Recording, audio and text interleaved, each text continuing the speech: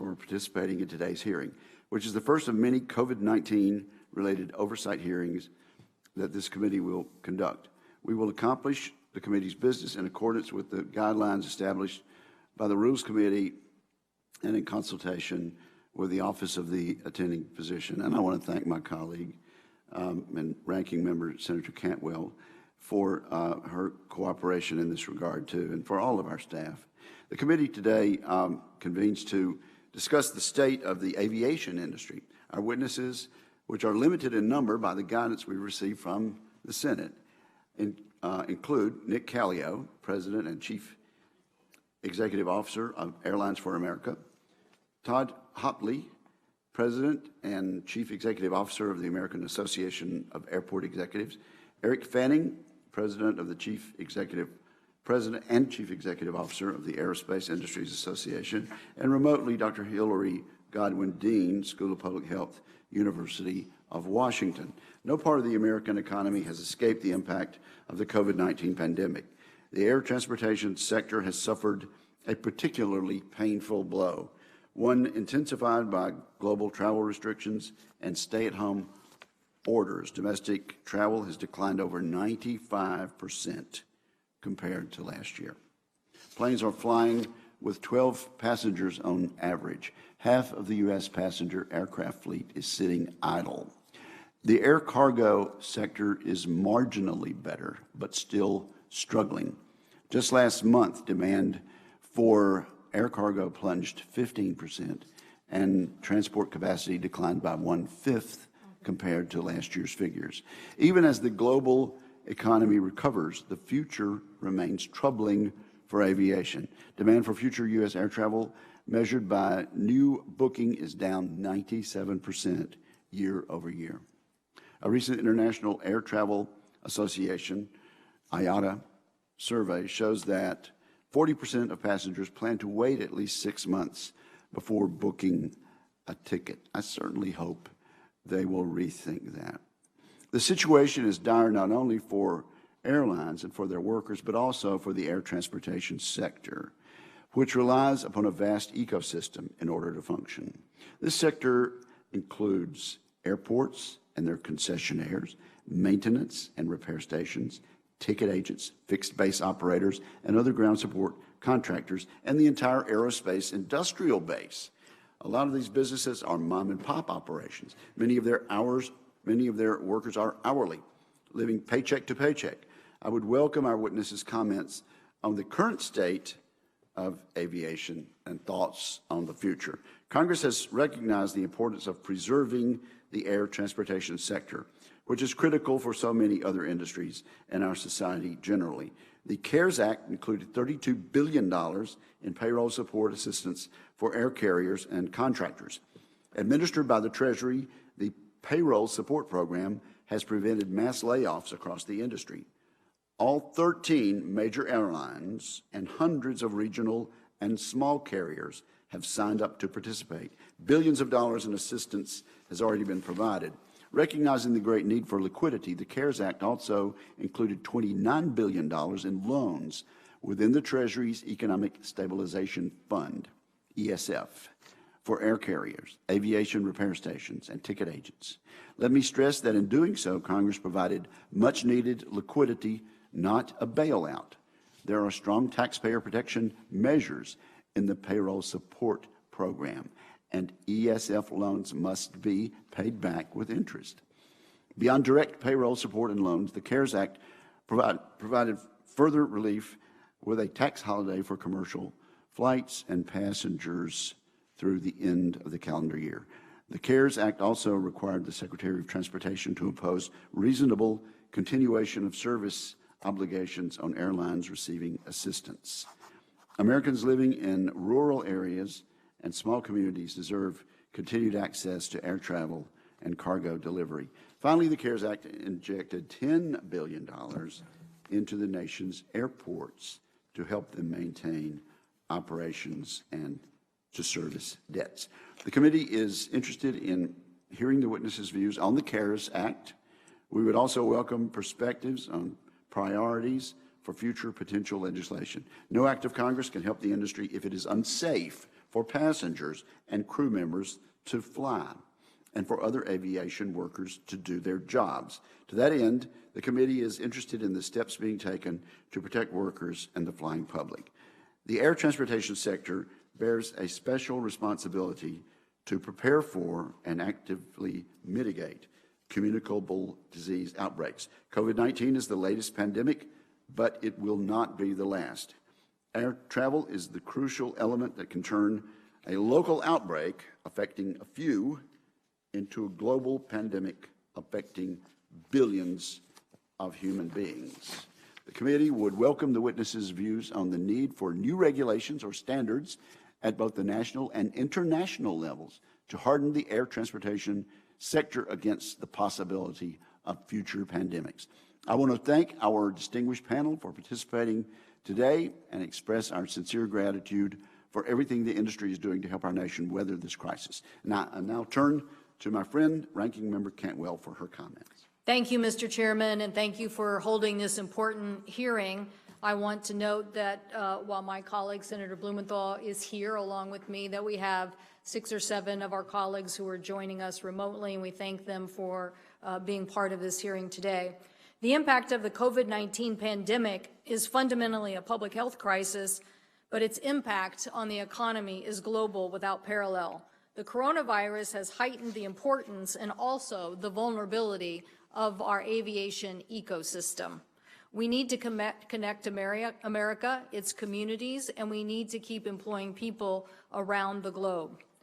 We have learned, just as with the Spanish flu, that this virus travels through people and transportation routes and sectors. So we know we're here today to talk about what are the impacts of the virus on aviation and what do we need to do for the future to better prepare. On March 27th, the CARES Act was signed into law, and a historic part of the $2 trillion rescue package was specifically dedicating $32 billion in payroll assistance for workers and $46 billion in loans to stabilize America's aviation sector. We're going to hear today from some of the witnesses to talk about that. But particularly, I want to emphasize the fact that we want to hear from the Treasury Office about the payroll support program and ensuring that the CARES Act was used specifically to support payroll protection. I also want to hear from the aviation manufacturing sector and what this legislation has done to help us keep essential aviation workers that are so critical for America's competitiveness in a manufacturing economy. In particular, we want to see how the aviation sector is responding post this COVID CARES Act legislation, but we are very concerned that when hours are being reduced of aviation airline workers, this is counter to what the legislation entailed. I will be sending a letter along with Senators Brown and Schumer to the Treasury Secretary to clarify that mandatory or forced reductions in payroll hours is not what the CARES Act intended. We recognize the challenges facing the industry, and we recognize the challenges in facing this disease. We know that demand has plummeted and that airplanes are grounded and that airports have been empty. So we're going to hear today about those challenges and how we can keep moving forward to protect the flying public as they return. We're going to hear from a witness, Eric Fanning, who's going to talk about how this business was critical to national security of the aviation sector and what we can do to continue to move forward with getting manufacturing in a safe environment. We're also going to hear from Mr. Hopley about the implementation to our airports and airport systems. Clearly, they have been hard hit and impacted by the loss of revenue, and the CARES Act helped deliver some resources to sustain them through this crisis. But I especially want to welcome and hear from Dr. Hillary Godwin, the Dean of the University of Washington School of Public Health and Professor in the Department of Environmental and Occupational Health Sciences. While we're focusing on the impacts of industry, we need to think about this disease and what we need to do to prepare and make our workers safe in the aviation environment. We need to listen to our scientists like Dr. Godwin. They will tell us how best to protect workers. They will tell us how to best protect the public, and particularly in the case of resurgence. Dr. Godwin's expertise has played a strong and active role in Washington's response to the coronavirus, and right now, I believe we need multiple federal agencies like CDC, NIH, DHS, and DOT to better coordinate information to the traveling public about the phases of reopening. We have states and public health authorities across the country looking for leadership to tell our aviation traveling public what are the most necessary procedures and how to follow them. I do not want to see a balkanization of safety issues where everybody has somewhat of an opinion, or I should say, even of the industry. I want to see a uniform standard that this is what safety in aviation requires on the manufacturing side, in our airports, and on our airplanes. So I look forward to hearing from our witnesses today. We need to show the traveling public that we can make aviation safe for the future. We need to discuss what those solutions look like today and make sure that we're enforcing public health standards and reaching those goals. So thank you, Mr. Chairman, for having the hearing. I would, if I could, also enter into the record a letter from the Association of Flight Attendants on their testimony as it relates to the COVID package and the payroll support program, making sure that workers are not forcefully reduced in hours. Thank you very much, Mr. Chairman. And without objection, that letter will be admitted into the record at this point. I wish the viewing public could see how scrupulously we are honoring the distancing requirements. I can barely see our witnesses down at the other end, but we have monitors also. We appreciate you being here. I know it has come at some inconvenience. So thank you all, and we will begin with the Honorable Eric Fanning. Mr. Fanning, you are recognized for 5 minutes to summarize your testimony. Your entire statement will be included in the record, of course. Chairman Wicker, Ranking Member Cantwell, and members of the committee, thank you for inviting me today to discuss this important topic. The COVID-19 pandemic touches every person, family, business, industry, and economy. It's a global threat that we must all do our part to overcome. With that goal in mind, the aerospace and defense industry has been focused on 3 critical lines of effort. First, protecting the health and economic wellness of our workforce, which is vital to our industry and nation. Second, supporting our industry partners and shared aerospace and defense supply chain. And third, helping our communities and country with the COVID-19 response. The aerospace industry has been hit hard by this pandemic, especially with the decline in air travel worldwide. Air travel in 2020 is estimated to drop at least 50% from 2019. As a result, a substantial number of orders have been canceled over the past few weeks, on top of cancellations experienced over the past year. And due to this decrease in demand, our members have already announced layoffs and furloughs, including one company that had to lay off 50% of its engine manufacturing staff. Unfortunately, we may see more in the future. Unlike others, our companies must also weigh the impact on our nation's security, as many cross over the civil and defense sectors. Even a company with only 10% of its business on national security can affect critical defense projects if their work is placed on hold or they have to close. And while some industries see business return quickly, the nature of our industry and customers involves the long term, not weeks, but years. There are many reasons for that. Even once orders for new aircrafts are made again, it takes longer to build and deliver a plane than it does a pizza. Our workers are also some of the most skilled in the world. If we don't keep them employed, we could see workforce shortages when orders for products and maintenance start again.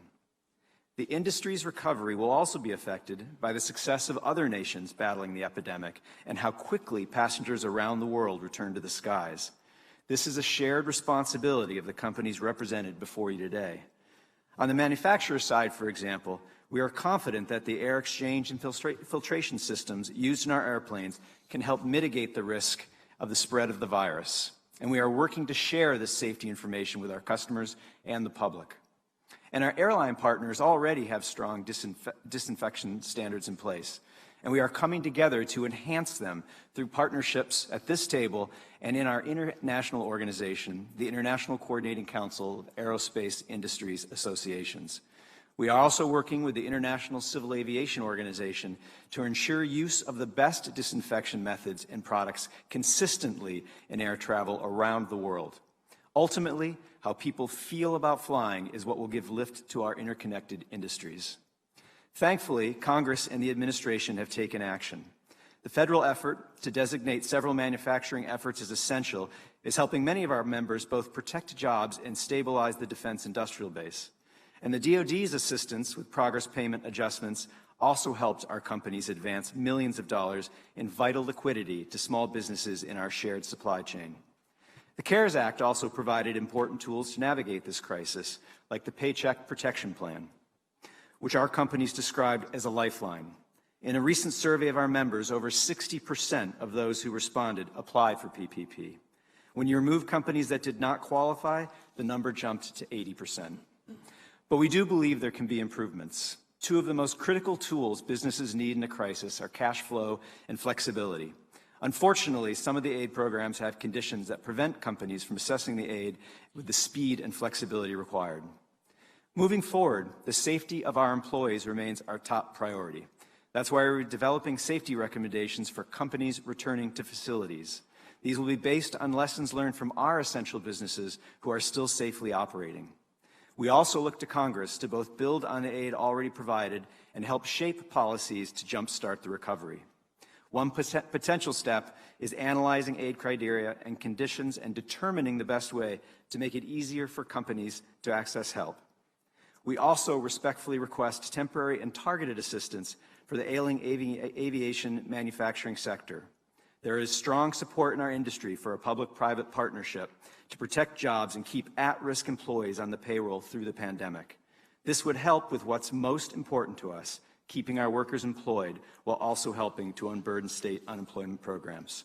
Finally, we must continue to privatize research and development because investing in the future is vital to maintaining our global leadership. Thank you, Mr. Chairman.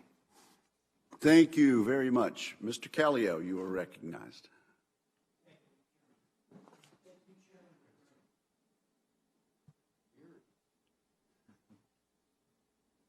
Am I on? Yes. Thank you, Chairman Wicker and Ranking Member Cantwell, for holding this hearing. Mr. Callio, I see you sent your grandfather to... Yes, sir, I did. Either that or Papa Smurf. So Santa Claus, it looks like there. multiple personalities. At any rate, reset, Mr. Callio. Thank you, sir. Timer. Sincerely, on behalf of the 750,000 U.S. airline employees and our nation's airlines, we want to thank this committee and the administration for passing the CARES Act. In particular, Chairman Wicker, thank you and your staff for your unwavering leadership during the legislative debate. Ranking Member Cantwell, you and your staff as well, thank you. U.S. airlines were among the first industries to feel the economic impacts of the pandemic, and without the passage of the CARES Act, the near-term impacts of COVID-19 would have been even more devastating than they have been. We are thankful to many, but this committee in particular sent the industry a lifeline during its most humbling moment, and it's something that we really did need. In preparing these remarks, I thought back just a few short weeks ago, and it was just a few short weeks ago. It's a very different world now. At that time, U.S. airlines were experiencing what was called by some the golden age of aviation. Americans were flying and shipping in record numbers. That was driven by two main factors, affordability and accessibility. Fares were at an all-time low, and air travel was more accessible than ever.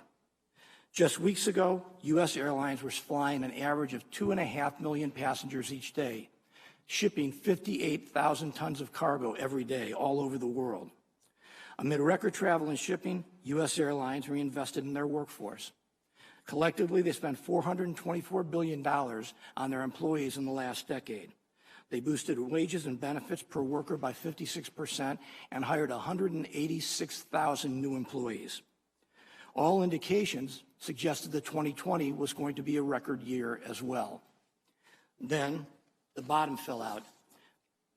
In the most recent week alone, Passenger volumes declined to levels that we have not seen since the 1950s, before the dawn of the jet age.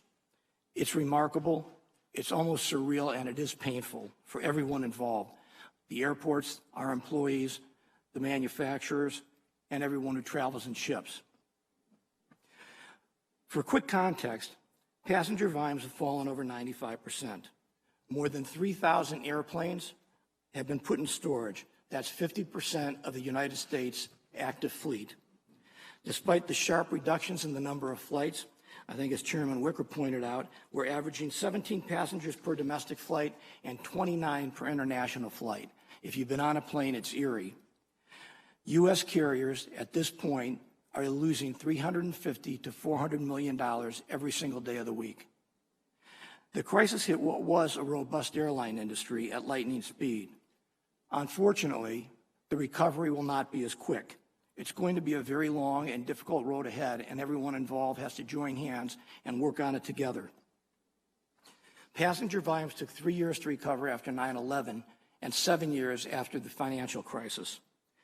The duration and breadth of the impacts directly on our industry, compounded by the larger impacts on the economy, leave no doubt that the U.S. airline industry will emerge a shadow of what it was on March 1st of this year. That said, we have a history of being resilient, and we're reacting to this new normal as quickly as possible to address the near, mid, and long-term challenges of the pandemic. While addressing consumers' confidence is going to take many actions, both by the public and private sector, we're aggressively dealing with the variables that we can control. Last week, A4A's member airlines agreed that customers must wear face masks along with their employees on every flight. We hope that is going to extend throughout the entire flight journey from arriving at the airport to leaving. We've also implemented a range of other policies. Wherever possible, modifying boarding procedures to put passengers further apart from each other. As Mr. Fanning pointed out, we've increased our cleaning. We're all at or exceeding CDC recommendations. There's a number of highly enhanced cleaning procedures being used, including fogging and electrostatic cleaning. We are using temperature checks for some of our employees and discussing with some of the government agencies involved about whether that should be expanded. Anyway, we're taking substantial steps. There are many more to speak about to try to protect our employees and our passengers, who every day are our highest priority. Their safety is our highest priority. We're also going to continue to work with government and health officials across the country to ensure that travel continues, that essential shipments and personnel and relief supplies are delivered to the communities that need them. We want to thank the committee again and the Congress and the administration, because the CARES Act has provided a bridge. It's given us some breathing room to move on to the next step to try to survive where we are. The bottom line on all this is a matter of sheer gut survival. These companies have been crippled in a matter of about 7 weeks. We're looking forward to trying to come back, find our footing, find our way to the next step, and lead the economy to recovery. Thank you very much. Thank you very much, Mr. Kelly. Mr. Hopte, welcome. Thank you, Mr. Chairman. As a passenger, when you approach a boarding gate at an airport, you are literally walking distance to almost anywhere on the planet. But you don't walk alone. It takes aircraft manufacturers and safety inspectors, mechanics, airport employees, and TSA screeners. It takes pilots and flight attendants, air traffic controllers and gate agents. It takes ramp workers and fuelers and baggage and cargo handlers. For the magic of flight, it takes all of them and more. The aviation industry is an intricate, interconnected, just-in-time enterprise. It requires each of us to do our job as safely and as efficiently as possible, time after time after time. And while aviation allows for the movement of people and goods across the country and around the globe, it is also the oxygen that fuels our economy. And we need a healthy industry in order to return to a healthy economy. Mr. Chairman, I have 3 additional points I'd like to make. 1, thank you, and thank you to the committee for the leadership in the passage of the CARES Act. The funds headed to airports are a lifeline that will protect jobs, enhance cleaning and sanitization efforts, ensure that debt payments will be made, and help keep construction projects moving forward, at least in the near term. Point number 2, the challenges facing airports and our industry partners are unprecedented and will require further federal support to meet ongoing needs and to prepare for what will become the new normal. Billions of dollars in revenue that airports expected to be generated by passengers and PFC collections have evaporated. Given the significant decline in aviation activity and revenue, and the precipitous drop in passenger facility charge collections that help support bond payments, airports will need additional federal assistance at least as large as the initial amount provided in the CARES Act. And Congress must provide billions of dollars in financial support for other parts of the aviation ecosystem: general aviation airports, business aviation, concessionaires, and other airport partners that have been significantly dislocated and impacted by the crisis. I recognize it's not popular to come up here and ask for more help, but the scale and the scope of this crisis requires it, and we're going to have to get past the sticker shock and get to yes. Third point, in addition to the federal resources, the aviation industry needs clear and consistent federal guidelines and standards to protect passengers and workers now and as travel returns to the system. Airports are already working diligently to clean and sanitize their facilities. They're taking steps to promote physical distancing, upgrading air filtration systems, and promoting a touchless travel experience. Face coverings are becoming more prevalent with airports, airlines, and our federal partners, all requiring their use throughout the travel journey. The matter of health screenings is another area that requires a consistent approach. We need clear and consistent processes and procedures throughout the system so that passengers know what to expect regardless of the airline or airport they happen to choose for their travel. We have great federal partners with TSA Administrator Pekoski and FAA Administrator Dixon, and I want to publicly thank them and their teams for the proactive approach they've taken to help create a safe and healthy environment for their employees and all who travel throughout the aviation system. The road ahead won't be easy, Mr. Chairman. I'm reminded of the Churchill line, when you're going through hell, keep going.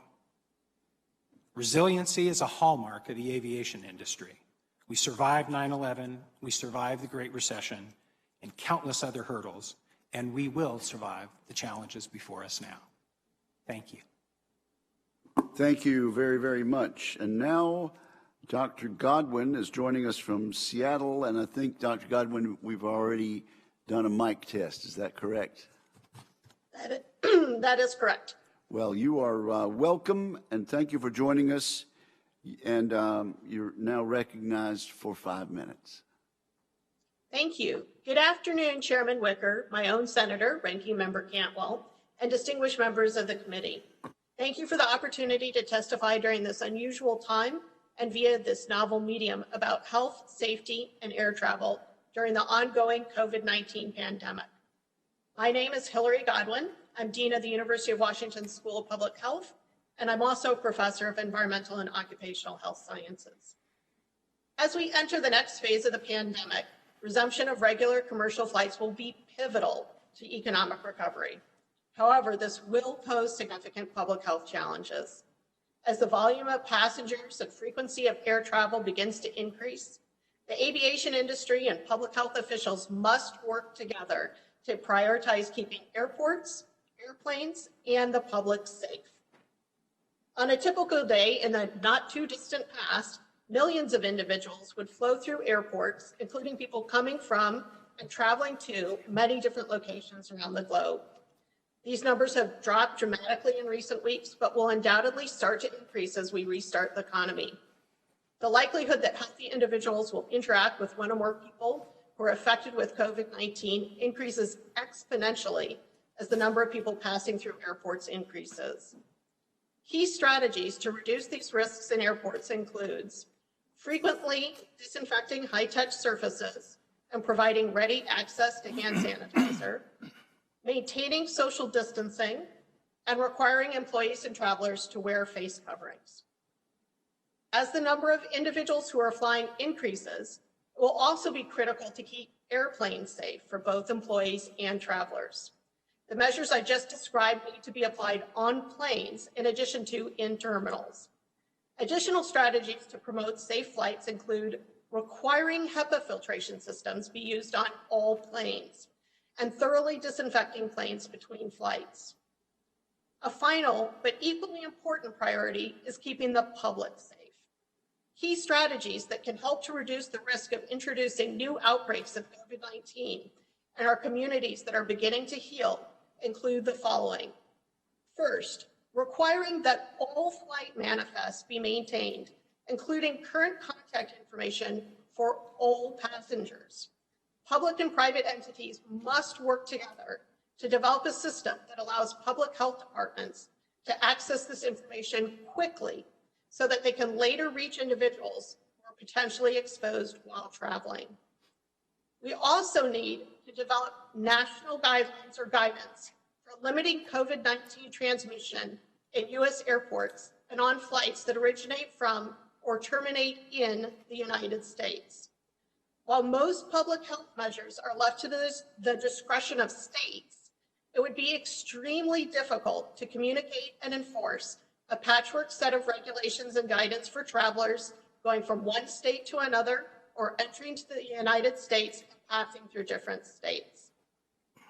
Finally, we will need to develop and deploy effective communication campaigns for both employees and travelers about the importance of adhering to all of these measures, both in airports and on planes.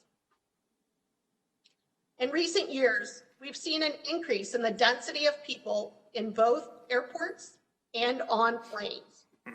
COVID-19 requires us to rethink this. Public health considerations must play a far greater role than before. Developing and implementing guidance that promotes safety can also help business by making individuals feel more comfortable returning to air travel. I realize that these changes will not be easy. Each of the strategies I mentioned previously comes with limitations and logistical challenges. However, combining them together creates a net that will help to reduce overall risk to millions of individuals who work in, travel using, and benefit from the aviation industry each day. Mr. Chairman, Ranking Member Cantwell, and distinguished committee members, air travel is a critical part of our nation's economy. As we resume air travel, we must prioritize keeping airports, airplanes, and the public safe. We can improve safety by implementing a variety of measures to limit virus transmission throughout the travel journey. The aviation industry and lawmakers must also work closely with public health agencies to rapidly integrate new information as it comes to light and to ensure that communities have the plans, tools, and resources to identify potentially exposed individuals during and after air travel. We will all benefit if public health professionals are involved in these conversations throughout the planning process. I thank you again for this opportunity, and I welcome any questions. Thank you very, very much, Dr. Godwin, and thanks to all four of our panelists for their thoughtful remarks. Let me begin my questions with Mr. Callio. Thus far, has the assistance provided by the CARES Act achieved its objective in preventing the mass layoffs of hundreds of thousands of workers? Are you able to quantify how many airline workers have had their jobs preserved by the CARES Act? Mr. Chairman, the CARES Act is am I on? Okay. The CARES Act is working. The jobs have been preserved. They're preserved through September 30th of this year. As I said, I think in my oral comments, the CARES Act provided a bridge, gave us breathing room, provided much needed liquidity. It also had a very good effect, a side effect in that it opened up the private markets to some carriers to further get, plump up their liquidity. all of it intended to try to keep their employees. I referenced how many employees we hired, new employees we hired in the last 10 years. We had 10 profitable years in a row, and we invested that money. We have a good relationship with our employees. You know, every day isn't perfect, but we value our employees because they're the backbone of our industry. And the last thing we want to do is lose those employees. We're in a difficult situation, however. We're fighting for our survival. We need our employees, and as you all know, in the airline industry, there are various certifications, training requirements, et cetera, involved, so keeping the employees on will speed any ramp up that we have later on. Okay, the payroll support program, let's talk about that. It was oversubscribed, and this forced the Treasury to impose a 24% haircut. Were you surprised by this, Mr. Callio? And we've heard concerns that the PSP funding might not be sufficient to forestall mass layoffs after September and until the industry genuinely recovers. Of course, Congress included $29 billion in Economic Stabilization Fund loan authority for the airlines and critical partners. So you mentioned that private sources of liquidity had come available, and I'm glad that whatever we did might have helped in that regard. Do your members believe that a combination of PSP direct assistance together with loans and private sources will be enough to sustain employment after the end of this fiscal year? Our members are doing everything we can to ensure the greatest level of employment possible. We were dismayed by the haircut. I think one thing that needs to be pointed out, most people don't realize, is we took the position that we would keep everyone until September 30th. That, for our members, will cover what they got in the loan grant portion of the CARES Act. The PSP will cover anywhere from 50% to 80% of their actual expenses. You know, actually, I think we were surprised that it was oversubscribed. And I didn't hear anyone predicting that, but boy, it's hard to know when you're putting together such a massive program in a few days. Mr. Hopley, let me ask you about the $10 billion in grants distributed over 3,000 eligible airports. The CARES Act airport grants are used for many purposes, including financing day-to-day operations and servicing debt payments. There have been some concerns. First, the formula used to allocate commercial service airport grants created some surprise outcomes. Some airports were entitled to receive a surprisingly large amount, others not so much. And secondly, the $100 million dedicated for general aviation airports is said not to be enough. So would you comment on those in the 49 seconds we have? Certainly, Mr. Chairman. Yes, the formula did create out of 3,200 and some odd airports eligible to receive funding. There were a couple of dozen where there were some surprises. 99% out of 100 is not bad for the FAA on that, but there were some anomalies in there for sure.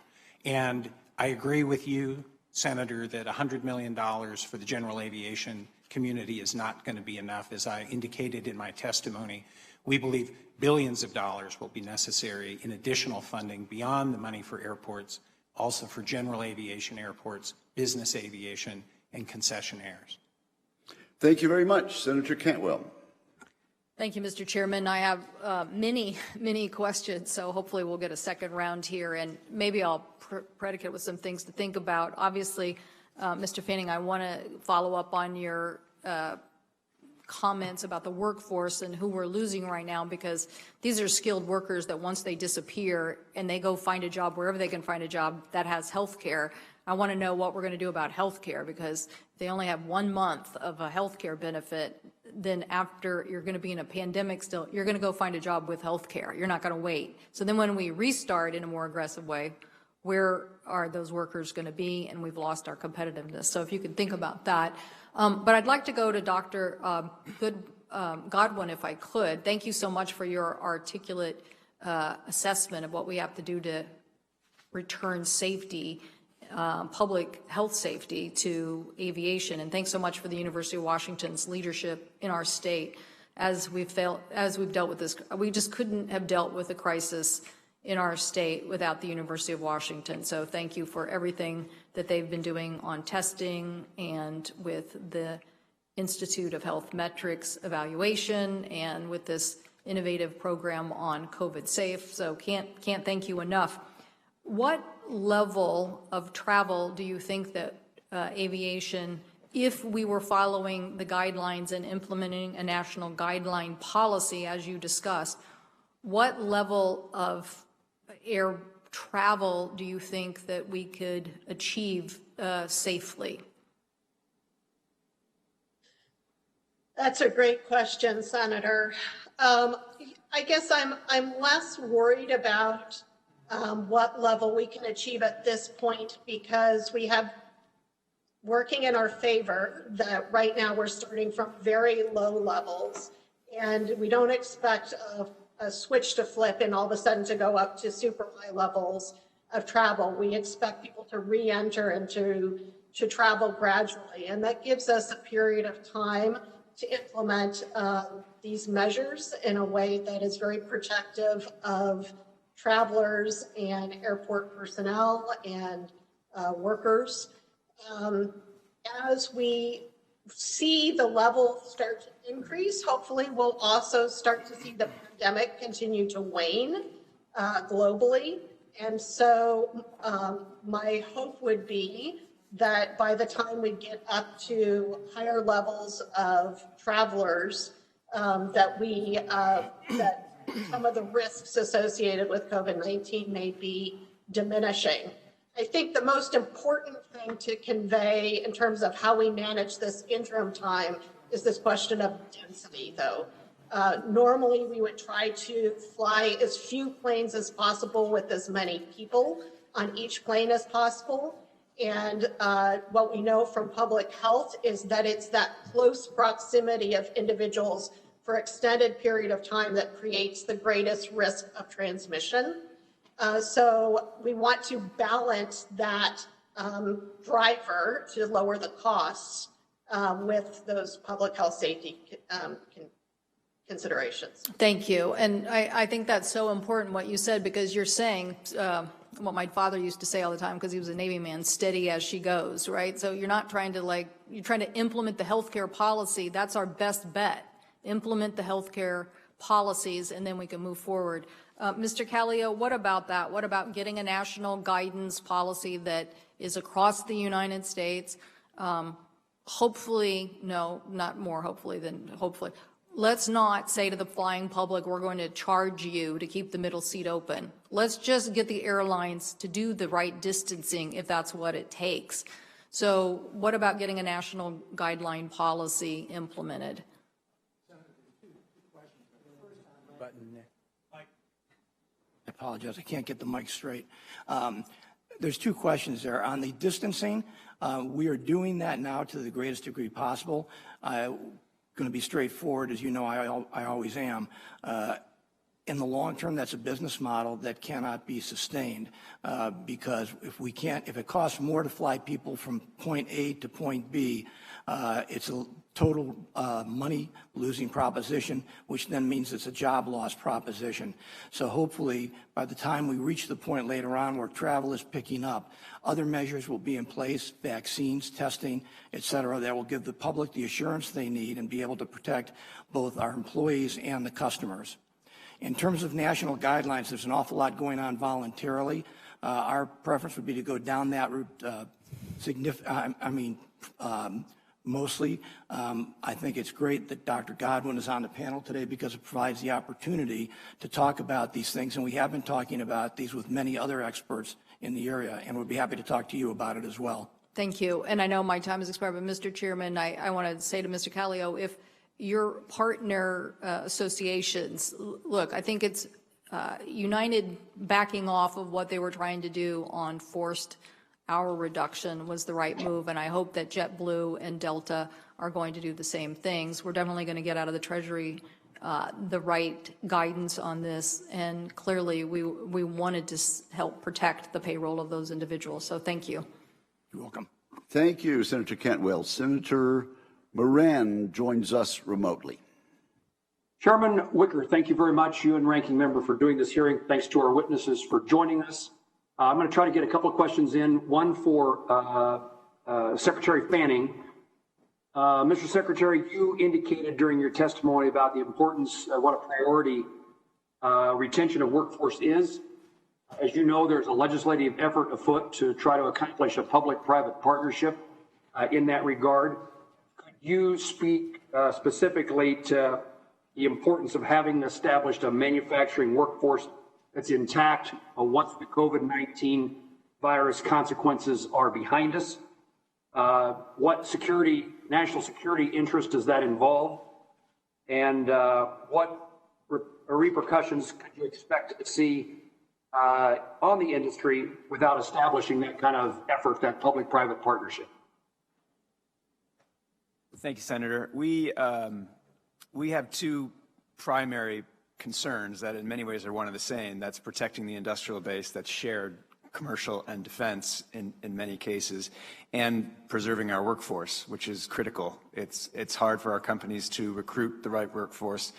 They spend a lot of time and money training them and then working on retaining them, and we want to make sure that that workforce is there when we come out of this. We also recognize that this is a long-term situation for us, and so we're looking for solutions that allow us to do that over a longer period of time, and we think a private-public model will allow us to share those costs, industry with government, and then extend the period of time that we do this beyond just getting to the fall, because we need to have that workforce there when orders start coming in again, which again is a long-term prospect, in order to deliver on those and help get the economy going again. Mr. Secretary, thank you. Let me see if I can get a question in or two for Mr. Hopley. Mr. Hopley, tell me what you think the condition of airports will be in the future, at the point in time in which COVID's consequences are generally behind us.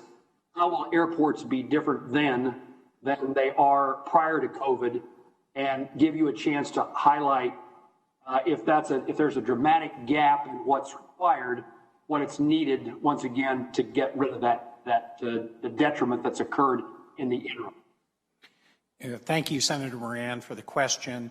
They'll be cleaner. Airports will be cleaner. There's a lot of deep sanitization and cleaning that's gone on. It's never been a cleaner facility than it is now. We'll see that in the future. There'll be thermal cameras in place. There will be plexiglass in place. There'll be physical distancing in place. There'll be a lot of changes.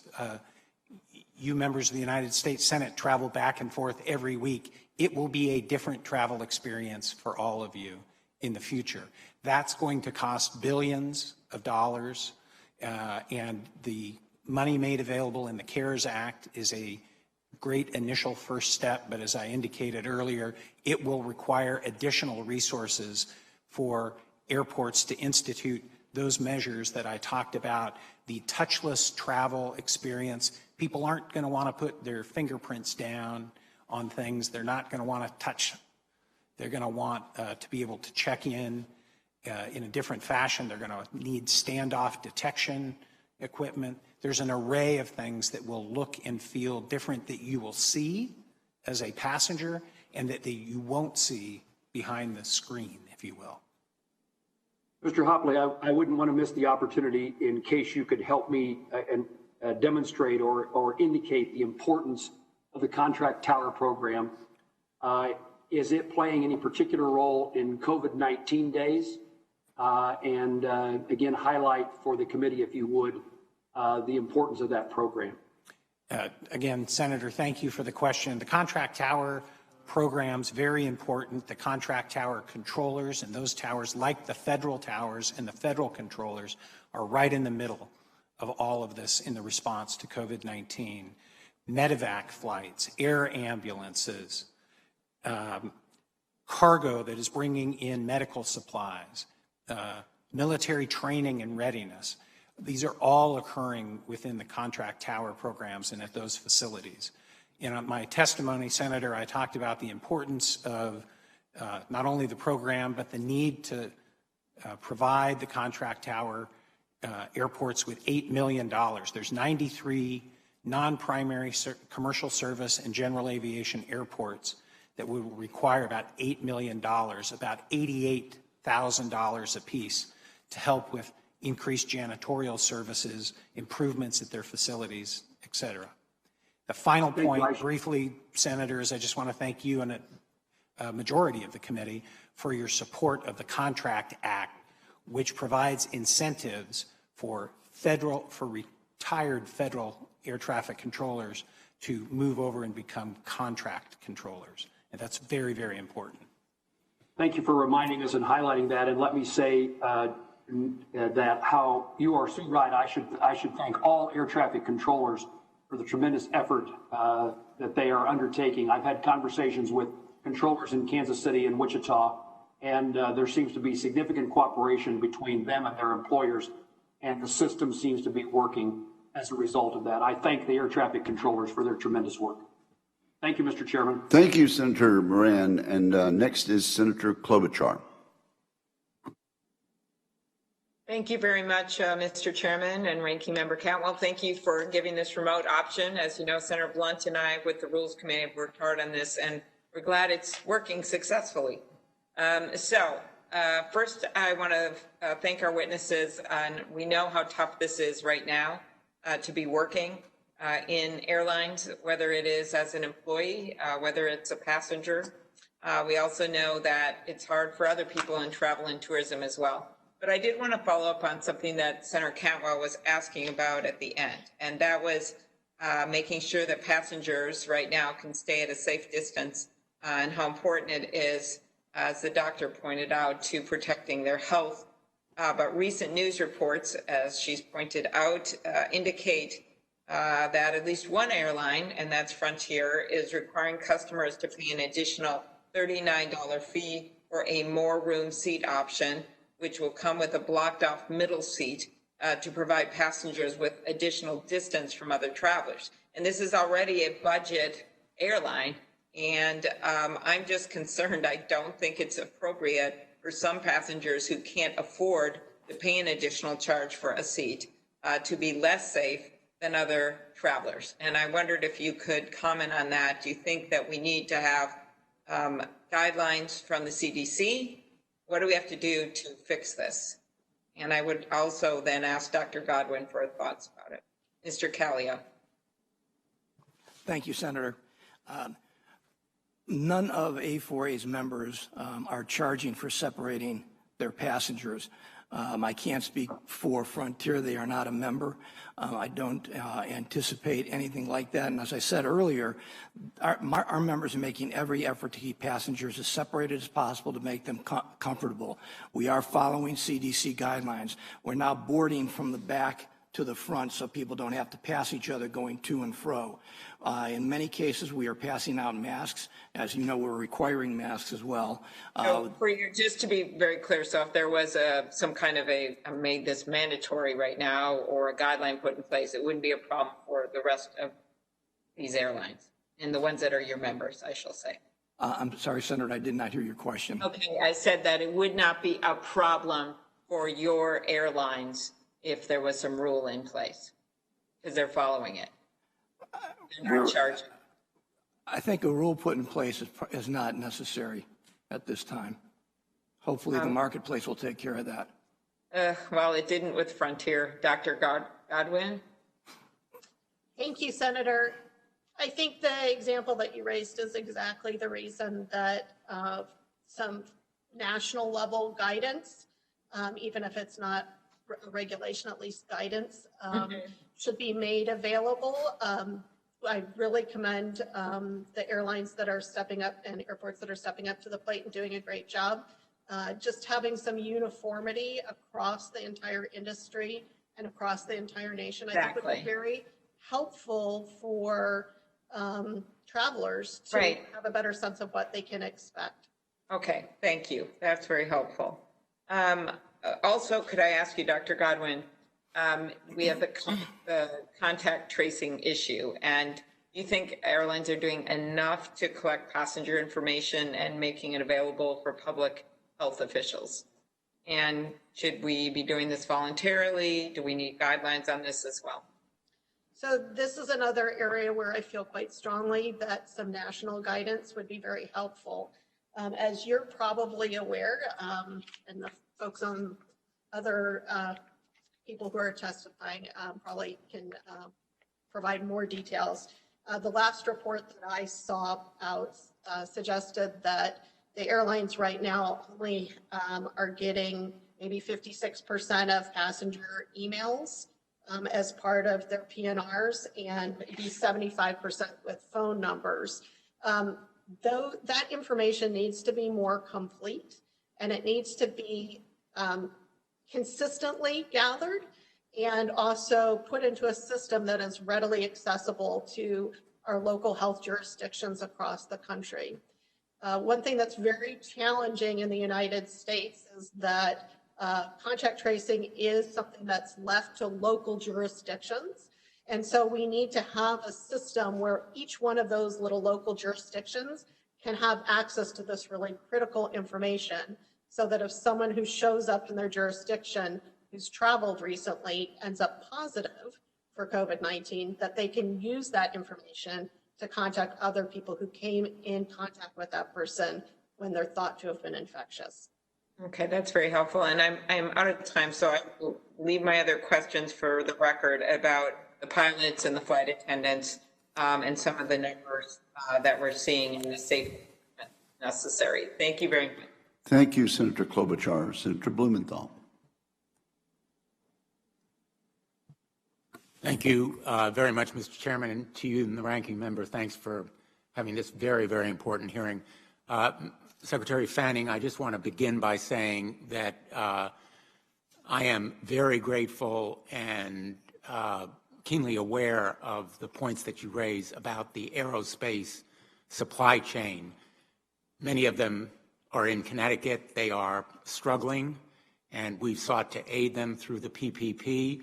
I would like to work with you on other ideas and initiatives that you may have in mind.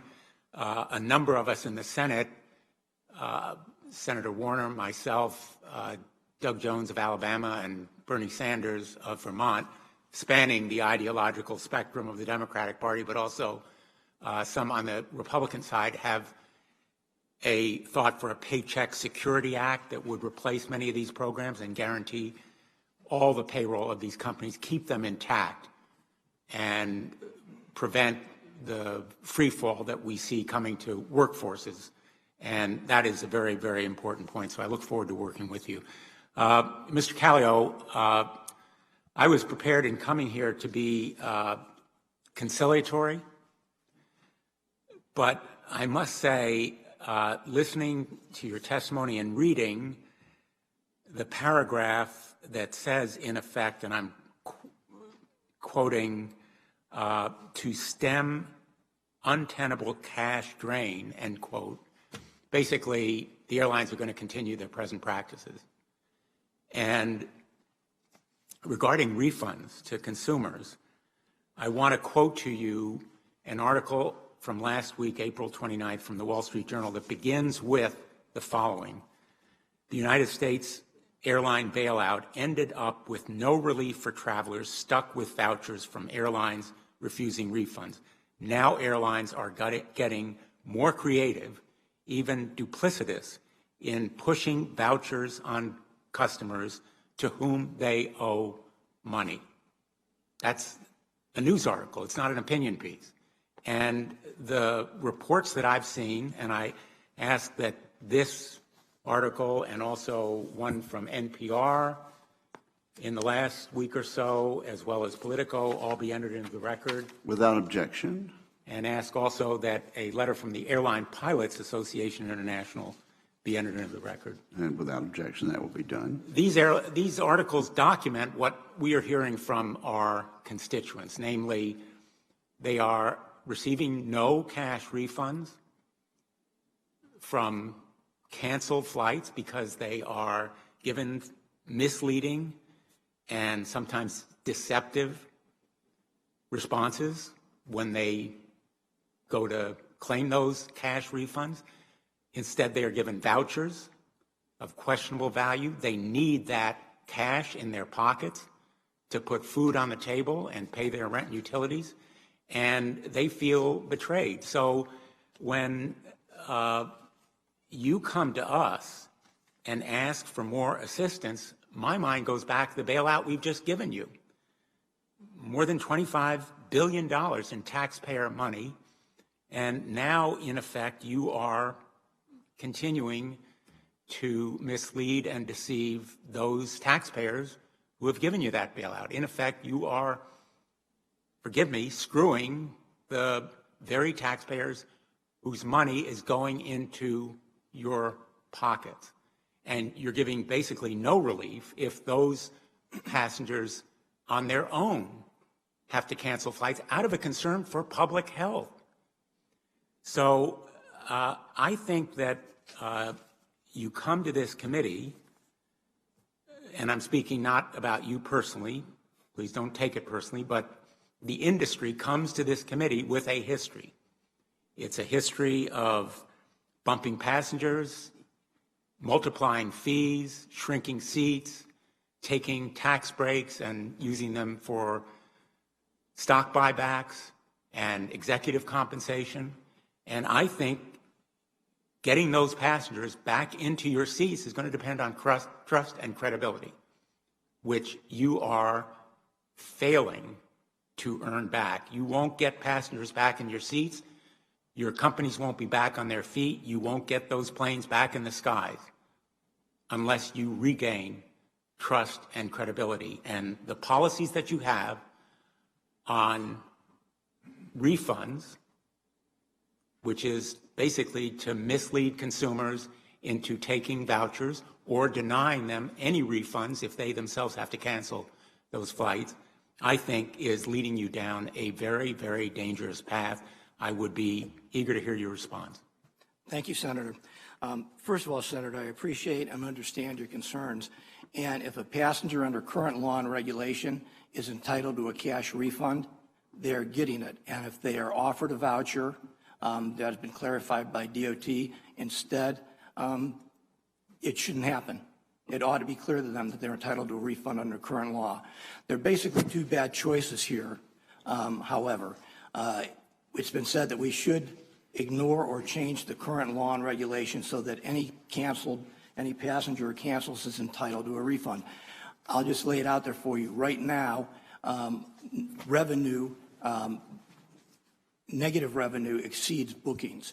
So that's where we're bleeding that cash every day. So you have one choice. You could insist that everybody get a refund who canceled the flight themselves instead of a voucher. Or you can drive the companies towards bankruptcy, which would happen very quickly at the rate things are going in terms of the revenue coming in and the refunds. For all of our members right now, refunds are exceeding revenues. And so if we want to protect the airline employees and keep us in business, it's really, I guess, is it a Hobson's choice? Is that the term? And I truly regret that.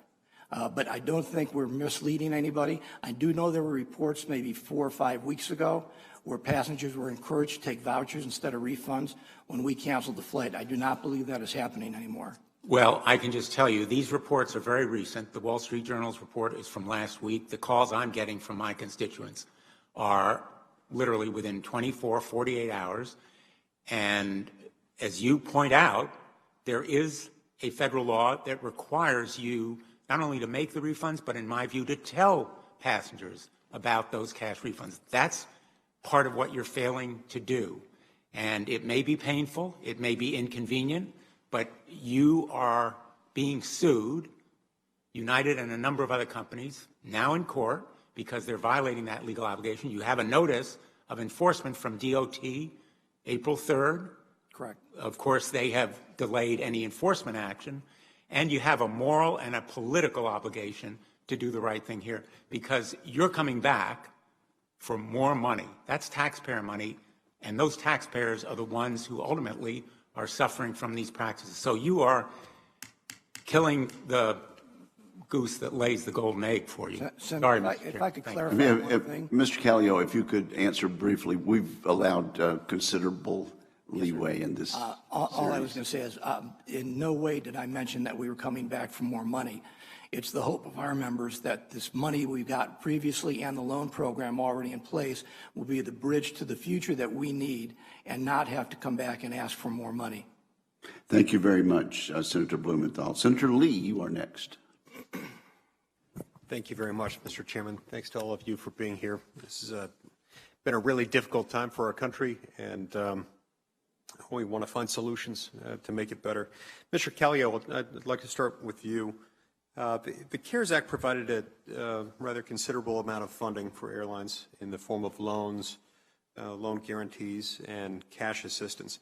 But the CARES Act also authorizes the U.S. Department of Transportation to require that air carriers maintain scheduled flights that were in place prior to March 1st, 2020.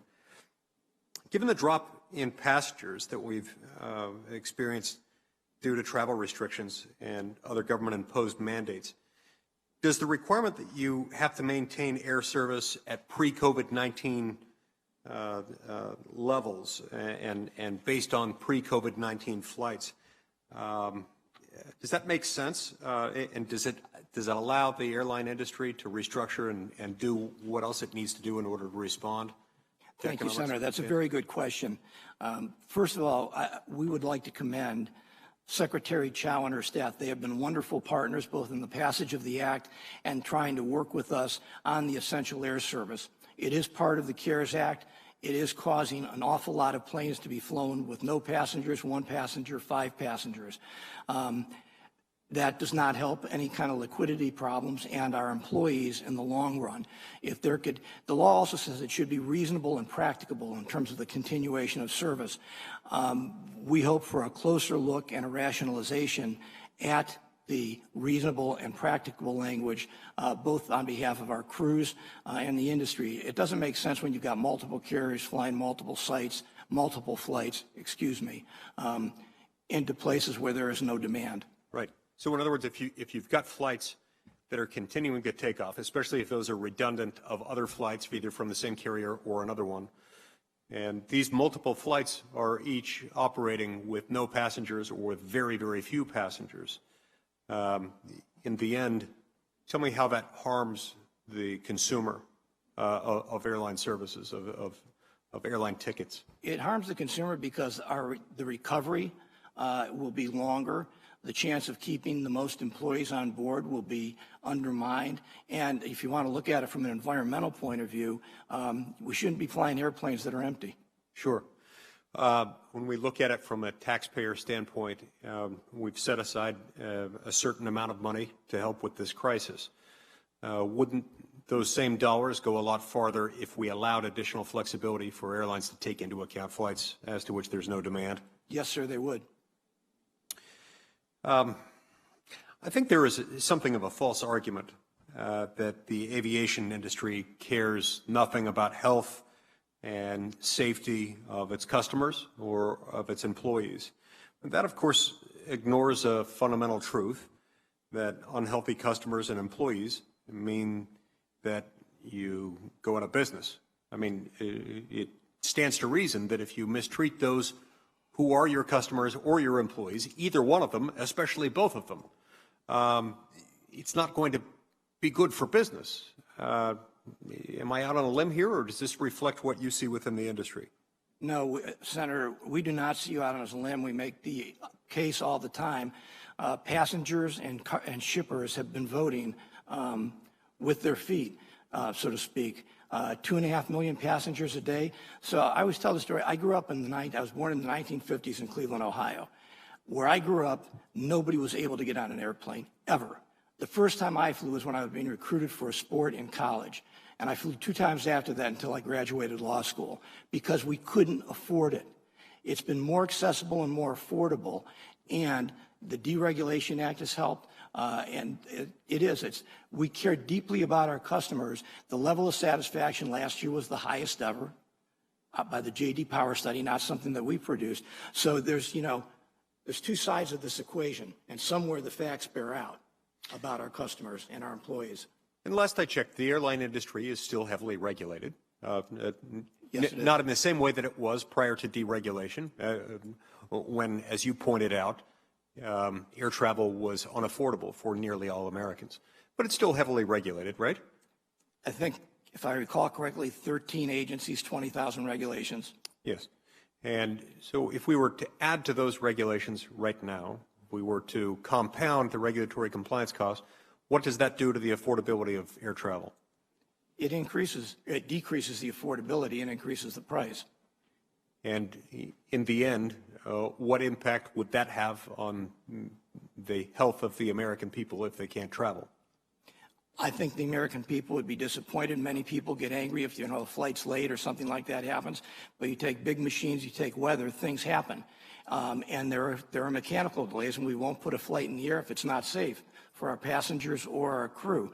And personally, I believe that people have taken flying for granted for some time. It still thrills me every time I get on an airplane because maybe, growing up I couldn't do it. But I think it's going to be a real change in the American people's lives and our customers' lives with the restrictions that are in place now on air travel just out of necessity because of this pandemic and because of what's going to happen in terms of demand and potentially cost later. One day I look forward to having other conversations under more favorable circumstances on ways that we can diminish unnecessary talking on the public address system by flight attendants, the use of unnecessary terms like "at this time," and the vain repetition of the same warnings over and over again. But for now, we're going to have to leave it at that, given that I'm out of time. Thank you very much. Thank you, Senator. Senator Lee, do you think how would we get around the antitrust problems in doing what you suggested? I think all of us would be happy to find a way not to have empty planes. Oh yeah, lying abandoned. I was hoping you were talking about the unnecessary talking about flight attendants on the public address system. There is a complicated relationship between regulated industries and competition. In the railroad industry, you've got an excessive, elaborate system of regulations that inhibits competition, but you've got corresponding exemptions from a number of otherwise applicable antitrust laws. The same thing could be a model for this industry. Now, I'm not suggesting that anyone ought to simply shut down their flights, but what I am saying is that there ought not be artificial constraints by which we require an airline to continue operating air service for which there is no demand. There needs to be some flexibility on the part of the airlines, because if there is not, we're going to burn through that money that much more quickly, and we're going to make air travel that much less affordable. Surely we can think that through. Thank you very much. And Senator Udall, you are joining us remotely, and you're recognized, sir. Thank you. Start my video. Stop video. Start video. We know what you look like. Chairman Wicker, thank you so much. I think this is directed at Mr. Fanning and then maybe Mr. Callio, but we're hearing some calls from some industries that they want to be protected from paying damages to their employees and customers who get sick due to the lack of COVID protections. After receiving tens of billions of taxpayer support, are the airlines asking to expand liability protection? And if so, what specific and binding safety and consumer protection standards would the industry agree to in exchange for expanding protection from liability? Mr. Callio and Mr. Fanning, will you both give that a shot quickly, because I want to come back on one more question here. Senator, I'm going to come back by saying that I will come back to you on that. I didn't realize until yesterday that this issue had arisen, and I don't like to talk about things that I don't know about. So if I can get back to you in writing. No, this is a big issue. I would prefer you tell me what you think today. We have you here before us. Tell us what you think. Senator, I'm not capable of answering the question appropriately. I'm sorry. How about Mr. Fanning and the other airline witnesses? Senator, I would just say that I don't think, and the conversation is at an early stage, anybody that I know is thinking about this type of protection or exemption for people that aren't following very strict safety rules, regulations, at a minimum, what we hear from CDC and OSHA. But I know it's a concern for members of my association, particularly small businesses that don't necessarily have the resources to confront something like this. We have a member of our executive committee who has a business with 110 people, and she says this keeps her up at night and scares her to death. And so I would welcome having a conversation about this, but I think at a minimum, this is for people that are adhering to the highest safety standards. Yeah. Would all of the airline witnesses, would you agree to everything that Dr. Godwin has outlined in her testimony? She's given very specific and strong HEPA filters, disinfect between flights, flight manifests so that we can see public health people can get into contact tracing. Everybody wears masks, physical distancing, and overall reducing density on planes and in airports. Would you all agree to that? Those sound like good public health measures. Senator, those are good issues to discuss. We have already implemented or are implementing many of them. We're continuing to discuss them with our regulators. We're happy to discuss them with the Congress as well. They're all things that need to be looked at, and we will look at them. But to sign off on a given day on a single hearing, just having heard them 30 minutes ago, I don't think is something I'm going to do today. Mr. Fanning, how about you? Senator, I would say that airplanes already have HEPA filters on them. It just in a larger sense, if we don't get the safety issue right, the whole thing falls apart. And if you think about the sequence here of the manufacturers building the plane, the airports being where you get on the planes, and the airlines flying the planes, if any one element of that doesn't get the safety aspect right, then people aren't going to fly. And so it has to be a priority, and I think it is a priority for everyone, certainly in the manufacturing sector. Thank you very much, and I would yield back. What percentage of the planes have HEPA filters? I think it's virtually all of them, but I can get you the exact number and by breakdown. Okay, well, please do that. Next, we have Senator Tester joining us remotely. Well, I just want to say, first of all, thanks for everybody for testifying, and thank you for having this hearing, Mr. Chairman. Mr. Kaleo, I guess the first thing I would say is this kind of goes off of Senator Lee's question. You guys can reduce flights. You just don't have to have the same level of service. You can reduce it. For example, from Great Falls to Montana to Minneapolis, if you so choose, you don't have to have that be a direct flight. You can go through Salt Lake and up to Minneapolis. Isn't that correct? Senator, that's partially correct to my knowledge. It depends on filing for the exemption and how the DOT rules on that exemption. Okay, because I'm here to tell you from personal experience that we don't have near the service in Montana now that we had 2 months ago. I mean, it's significantly less. For example, I had to fly, I had to drive 250 miles to get on a flight to get here. Otherwise, I had to get on a plane on Sunday and stay overnight to get here. So, but I'm from Montana, and it's a rural state, and I'll get to those in a second. The first question I have for you, though, Mr. Kaleo, is Congress has made significant taxpayer dollars into the airlines. They've made significant investment. And it's important that the airlines that are relying on this cash are held accountable to the rules that Congress has put into place. Can I get a commitment from you that your association will work with Congress to ensure that all the airlines that you represent comply with congressional oversight of the CARES Act? Absolutely. Good. I told you a minute ago I was from Montana. We're a rural state. I know that, Senator. And my concern is that we're going to be disproportionately affected when air service comes back on. And I would tell you that could have enormous impact on our economy, on our business community, on our recreation economy, just go down the line. There have been a number of flights that have canceled, a bunch of flights that have been canceled. And I happen to live in north central Montana. We've kind of felt the brunt of it because I think my nearest airport is the fourth or fifth busiest in the state.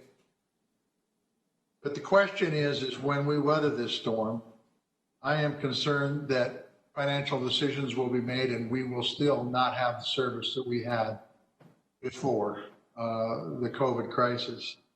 What are your recommendations to make sure that rural America isn't cut off after this crisis is over? So I guess what I would say is the reason you had the flights you had prior to this pandemic was because there was demand for those flights. If that demand comes back, I guarantee you'll have the flights.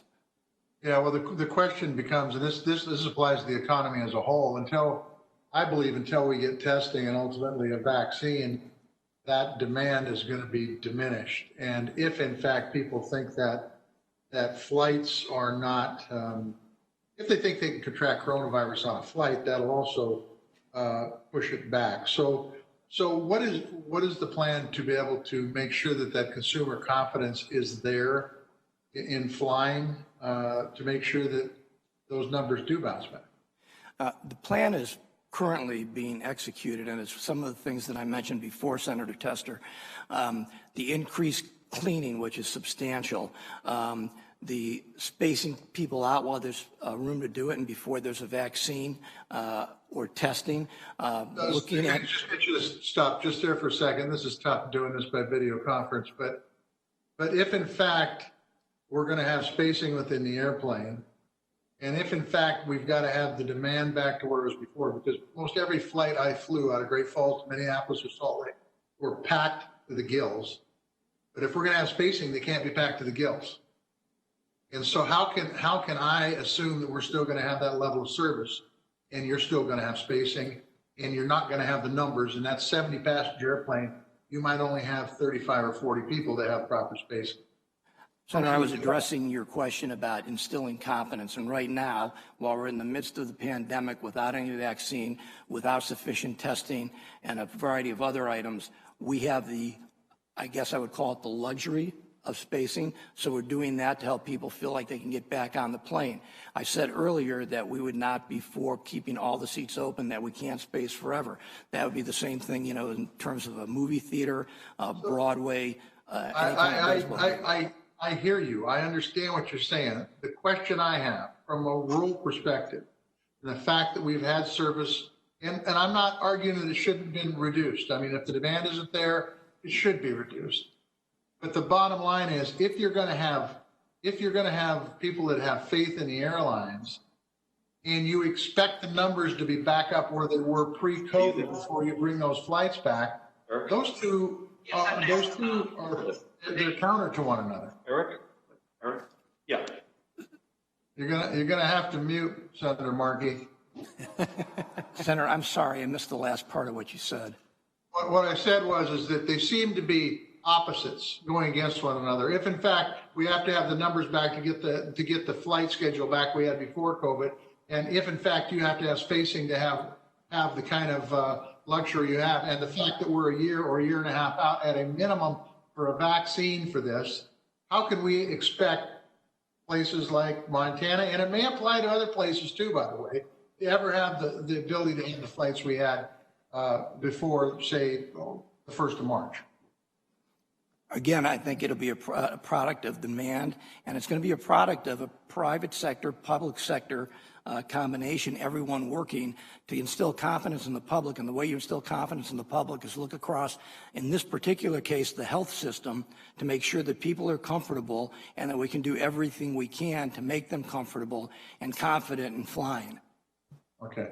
Well, I would just tell you, I hope that there's some liberty given to the rural states on reestablishing these flights. Otherwise, it's going to be an economic killer. Yes, sir.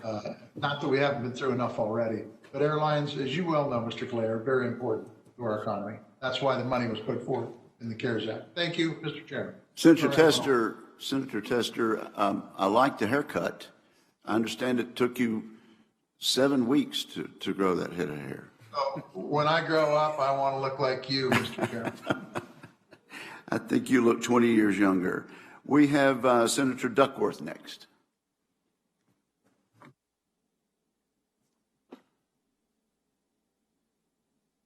Thank you, Mr. Chairman. 2 months ago, the Aviation Subcommittee held a hearing about the role of aviation in containing the spread of infectious disease. At that time, Illinois had identified 4 individuals who tested positive for COVID-19. A mere 63 days later, 65,962 Illinoisans have contracted COVID-19, and my state has confirmed that 2,838 are known to have tragically died from this terrible pandemic. And my heart breaks for every family and every individual touched by this pandemic, both medically and economically.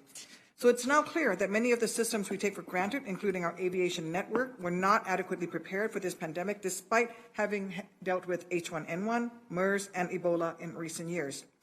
Congress provided the aviation industry with a $60 billion bailout at the same time that President Trump stubbornly refused to support a single dollar to protect the 500,000 United States Postal Service employees whose mission is enshrined in the Constitution. Leader McConnell suggests that states and cities that employ millions of Americans should use the bankruptcy route, whatever that means. I voted for the CARES Act to protect workers. I will vote on future relief efforts based on how it helps workers. Our aviation workforce was especially at risk in March and continues to be, but this uncertainty extends to every corner of our economy and every community in our nation. I hope that senators on both sides of the aisle can continue to work together on reasonable solutions that protect and reinforce the livelihoods of all of our neighbors, not just a few. The aviation industry is not alone in its struggles to endure this deadly pandemic, but it has received significant support ahead of many other deserving Americans. With that said, I want to associate myself with the comments of Senator Cantwell and others who highlighted a potential mismatch between Senate Democrats' intent to protect workers through the CARES Act and how that dynamic is playing out in agreements between airlines and the Treasury Department. Mr. Khalil, this is a complicated topic, but I want your commitment that you will continue to work with me and other senators to make sure all the facts are available and that the issue is resolved. Thank you. Mr. Fanning, it has been 6 weeks since Congress passed the Bipartisan CARES Act, yet many of your members are still waiting on the Treasury Department to finalize their loan applications. I worked closely with Senator Inhofe, Durbin, Moran, Young to ensure that MRO companies that maintain and repair commercial aircraft were specifically eligible for loans in the relief package. Yet, the furloughs that CARES Act was designed to prevent are still happening because Treasury is not approving applications in a timely manner. Airline contractors and catering companies are in the same boat. Mr. Fanning, I assume you are as frustrated as I am. What are your members telling you about Treasury's process and the consequences of current bureaucratic delays? Well, it's a Herculean task, I'm sure, what the Department of Treasury is facing. But in some instances, the rules took longer than in other instances to be established and to get out to businesses for them to decide whether they were eligible for this. This is an area where it's been a little bit slower than other areas, and I'm glad you're highlighting it. It's an enormous workforce that often gets forgotten in the aviation industry. And Congress moved very quickly, for which we're very appreciative. But of course, when we move at that speed, we see where there are gaps and some things were missed that we're addressing in this next wave. For example, a lot of maintenance work is not done at the airport or even on the plane, and they weren't covered in the legislation and the rules. And so we're trying to get that fixed in the next wave. But thank you for keeping attention on this. Thank you. Mr. Chairman, before you get back, I'd ask Mr. Khalil and Mr. Fanning to briefly share their thoughts about the FCC's recent decision to approve Legato Network's application to use L-band spectrum for a 5G network. While the FCC's decision was unanimous, no less than a dozen federal agencies, including DoD, DHS, and DOT, opposed the effort, saying it could harm our global positioning system. Yeah, Senator, we're strongly supportive of the development, deployment of 5G technology. We're all going to use it in our businesses, but we strongly oppose this decision. We think a decision impacting spectrum, especially important one like this, should be based on data. And there are numerous tests showing clearly that there's interference on GPS that has national security implications. It has implications for air transportation. It has implications for everyone's life every single day. And we know, we've proven that there's interference there. And so we would like to have this decision changed and have a discussion about how to find room on the spectrum for 5G, again, that we'll all be relying on. Thank you. Mr. Cleo, did you want to? Senator, Airlines for America would associate itself with Mr. Fanning's comments. We're opposed to the FCC's decision. It needs to be reconsidered, or it needs to be corrected. There are some significant concerns and implications here that apparently the FCC, unlike many other agencies involved and departments involved, did not consider. Thank you. I yield back, Mr. Chairman. Thank you, Senator Duckworth. Senator Cruz. Thank you, Mr. Chairman, and thank you for holding this hearing on this critically important topic. Welcome to each of the witnesses. Thank you for being here. Mr. Callio, let me say I like the beard. It is a very strong look, and at a time of crisis, to have a literal and figurative gray beard here advising us gives gravitas and wisdom to this gathering. Thank you, Senator. I knew somehow that you would approve it. So let's talk first of all about contact tracing. As you're well aware, since the beginning of this crisis, federal agencies have been attempting to mandate that your members collect data on passengers for contact tracing, and that's obviously important for stopping the spread of a pandemic, but there are serious logistical hurdles to executing upon that. As you know, on March 4th, which seems like a lifetime ago, I chaired a subcommittee hearing on the coronavirus and its impact on aviation. And during that hearing, I asked administration officials if it would make sense for the government to run and maintain an online portal to compile passenger data. And the airlines, as I understand it, had offered to cover the startup costs for that, but have it developed by a third-party vendor and stood up online. I sent a letter subsequently with Senator Sinema to the administration asking for the development of a secure app and web platform, and the response we received from HHS and Homeland Security and DOT was less than encouraging.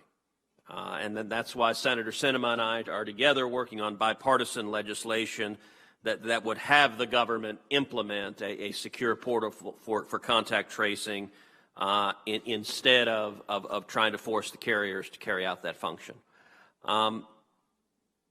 In your judgment, what's the right way to do this, and how can we keep people safe and be effective at it? Thank you, Senator. We want to thank you and Senator Sinema for getting involved in this. It's been a source of great frustration to us. We've been trying to work with the CDC on this for some time, as you know. We have not been able to get our questions answered. We believe this is a government function, and the best way to get the information and transmit the information is for the government to collect it. Currently, we are unable, under our current systems, to collect all the information they say that they want. Born out of that frustration, we did go to a third-party vendor, and we did get a mobile app and a website set up that so far, it looks like it works and it can get the information. We have offered to gift that to the government because we don't think it's appropriate for us to have all that information. You know, we only sell 50% of our own tickets. So if somebody comes back to us and says that my email address is mickeymouse@disneyworld.com, we don't have a real way to check that. We don't know, we can't find out if they have a second phone number or not. So if you want the information quickly and want to transmit it quickly so it can be effective, this should be run by the government, who can require that the information be provided. What they have asked us to do would take 12 months, 14 months if we could do it, and if required, we will do it. But it's not going to do anything for this pandemic. Meanwhile, there's, solutions right at hand. Along the way, we learned that the CDC actually has a website set up. But as far as we know, it's not being used. So there's some questions to be answered here. But we ought to be seeking solutions and doing them in the quickest and best way possible. Well, thank you for that, and we'll continue to work together to try to implement a system that is safe and effective. As everyone on this committee is well aware, the economic consequences of this pandemic have been devastating across the country and across the world. But aviation in particular has been hammered at an extraordinary level. In fact, I saw a recent statistic that to name just one of the major carriers, United Airlines, is on pace to fly fewer people in the entire month of May 2020 than they flew in just any single day in May of 2019. That is extraordinary. It is putting an enormous threat to millions of jobs across our country, and all of us are united in wanting to be sure when we come out of this crisis, and we will come out of this crisis, that we have a strong and robust commercial aviation sector. Critical to that is people being safe when they fly and feeling safe when they fly. And my question, Mr. Callio, is what should we be doing as we transition into reopening the economy, as we hopefully move out of this crisis? What should we be doing to enhance consumer confidence, to help people feel comfortable and safe? And are there steps government should be doing to bring the flying public back and be willing to get on airplanes and travel? For all of us, I think it's making a visible display and an understandable display of the steps that we are taking, both the government and the airlines, the airports, the manufacturers, to protect the health of our customers and the flying public. And it goes broader than that, actually. I think that is the first and the biggest step, and there are many things that can be done. It's working in concert with each other to look at what, based on science and data, will help. Candidly, we are doing some polling and focus group work on a consistent basis to find out what people really think and what it's going to take to get them back on the airplane. You know, the combination of factors. We'd be happy to offer that briefing to anyone on this committee who would like it. But there's got to be a series of steps taken that ensure the health of the flying public down the line. We're all in uncharted territory. We all want to keep all our employees working. But this hasn't happened before. Yeah. And if we had all the answers, it'd be a little easier. But we're going day by day, but trying to make rational decisions based upon what we believe will happen, what we hope will happen, and how we can help it to happen. Thank you. Thank you, Senator Cruz. Senator Markey, joining us remotely. Yeah, thank you, Mr. Chairman, very much. And thank everyone who is making this entire day possible. Thank you. Mr. Callio, the airlines right now are refusing to give a refund to passengers who have canceled their own flights during this coronavirus pandemic. Understandably, families have great health concerns. They don't want to put their families in jeopardy.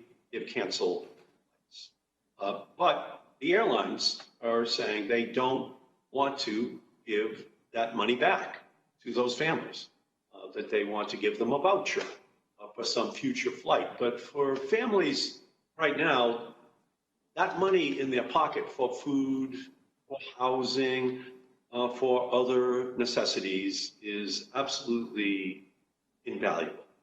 So, Mr. Callio, can you explain why the airlines are unwilling to just give that cash back to passengers and let them decide when they would want to ever fly again, and give them that extra cash which they need for their families right? Yes, Senator, I will try. First of all, we understand your concern. We understand our passengers' concern. We work with our passengers to try to meet their needs and their circumstances on this. There's no good answer here. There's two bad choices. We could refund, as you know, under the current law and regulation. If you cancel your own flight, you are entitled to a voucher, and depends on what kind of ticket you buy and a variety of other things. If we cancel the flight, you are entitled to a cash refund. We are currently sticking to the regulations, as we have to, for a very simple reason. We want to preserve the jobs in our industry. We want to be part of the economic recovery. As I explained earlier, Right now, refunds going out the door, cash refunds, exceed the revenue we are taking in by a significant amount. We're losing between $350 and $400 million a day. No, I appreciate that, but Spirit and Allegiant have given refunds back to their passengers in the same situation. And my feeling is that using these passengers as the way in which the airlines are able to get a cash flow is a situation where you're putting these families in a belt-tightening situation. They have to make tough choices for their families. So again, Mr. Callio, I recommend very strongly to you that given the federal government's help to the airlines, that the airlines should in turn try to help these passengers to give their money back. I think that would be the right thing to do. They need it just as much as the airlines do right now. It's just a very difficult situation all around. I appreciate that. But they're not flying because of the public health catastrophe, which has hit our country. They deserve to have that cash in their pockets. So I would just say that to you, Mr. Callio. And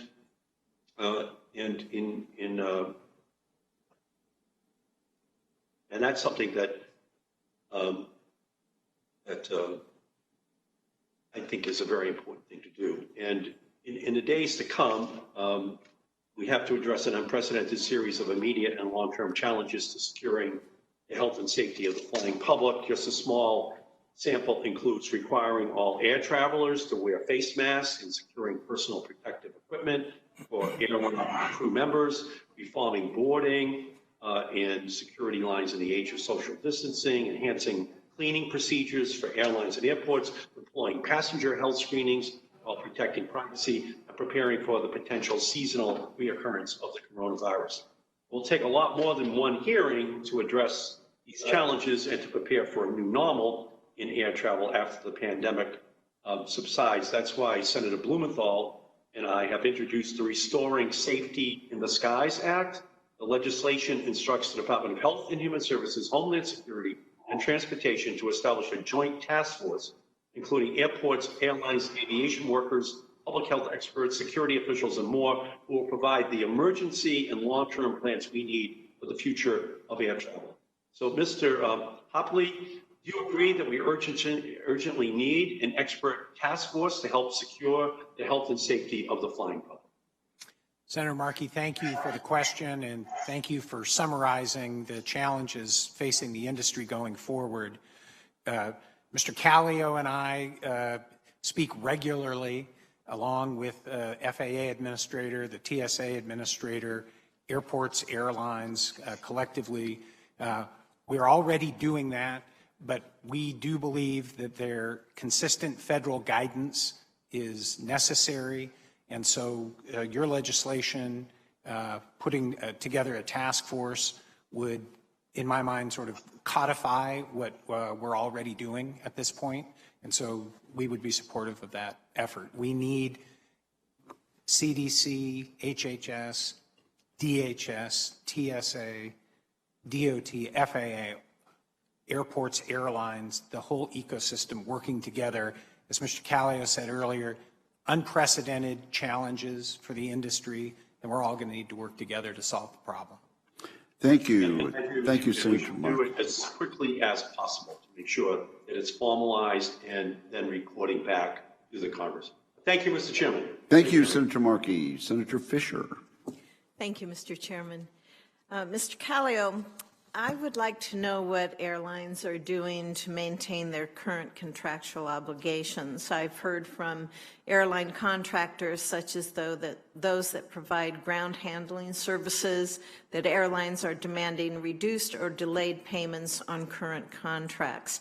However, on April 30th, the Treasury reported that it began dispersing funding from the CARES Act to airlines. Treasury has yet to provide similar CARES Act relief to contractors, and that's another issue. So on the one hand, we have airlines, and they're beginning to receive their CARES Act funding, and on the other, they're requesting concessions from contractors. And while I certainly understand that airlines are in a difficult place financially through no fault of their own, so are those they have contracts with. Now that airlines are receiving CARES Act support, will airlines maintain their contractual obligations, such as those with ground handling service providers? Senator, I'm going to have to get back to you on that because that's a problem I have not heard of. To my knowledge, our carriers maintain their contractual obligations. Certainly, I've heard nothing about this. Okay, we will definitely give you information on that probably before you get out the door today. Thank you very much. Mr. Hopley, FAA programs such as entitlement funding in the Airport Improvement Program is based on previous levels of employments at airports. However, as you noted, for the Lincoln Airport in Nebraska, employments at airports are down as much as 95%. What do you expect the impact on FAA grant programs like AIP entitlement funding will be if this year's employments are used to calculate AIP funding the next couple of years? Senator, thank you for the question. It goes right to the heart of what we were talking about earlier in terms of the need for flexibility going forward, because you're exactly correct. If we use this year as a baseline, everything blows up. We can't do that. So we're going to need flexibility. The FAA has been great so far in administratively being flexible. If necessary, we may need legislative assistance in that regard. Thank you. And as you probably know, I'm also a strong supporter of the Essential Air Service Program. It provides a vital connection to 7 of our communities in the state of Nebraska. What kind of challenges do you think that these small airports, such as those in the Essential Air Service Program, are going to face in retaining their commercial air service during and also after the pandemic? We've seen some really optimistic improvements in the essential air service that we have in the state of Nebraska. We have good partners in those programs, and I would hate to see us go backwards that in these really worthwhile programs that are so important in a state that has the vastness like mine. Senator, we agree completely with you. You've been a very strong supporter of the Essential Air Service Program. It's a vital link to making sure that all Americans have access to the aviation system. And so that's something we're watching very closely, very important issue, and we'll need to be very careful and cognizant as we move forward and travel returns that everyone has access to the system.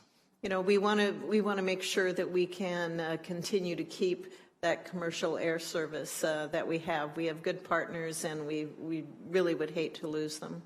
So I appreciate your help in addressing that.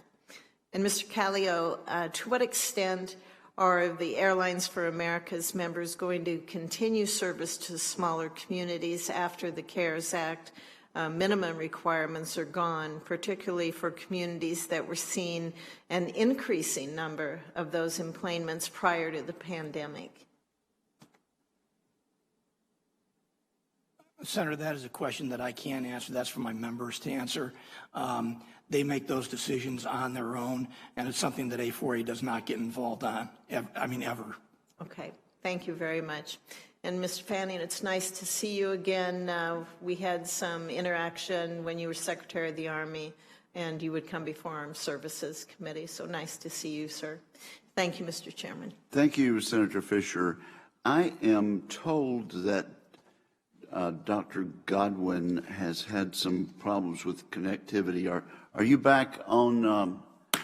Are you back in touch with us, Dr. Godwin? Yes. Okay, Doctor, and also for those in the audience, there are 2 members of this committee who are having problems getting connected remotely, and we continue to work with them. But for now, let me just ask, Dr. Godwin, does it surprise you that Secretary Fanning says almost all of the airline aircraft already have HEPA filters? That does surprise me based on what I had read, although I would hope that he would be even better informed than I would be, given his position. That would be good news. I'm sorry, what? I think we could agree that would be good news, and we'd be a step farther along with your proposal. Absolutely. I think just closing the loop and making sure that those remaining planes are covered would be great. Let me ask you, if I am on a plane sitting three abreast, and we all have a face mask, a proper face mask, to what extent am I at a greater risk? Are you able to quantify that, Doctor? It really depends upon the type of face mask that you are wearing. So as you're probably aware, we have 3 different kinds of face coverings that we routinely see.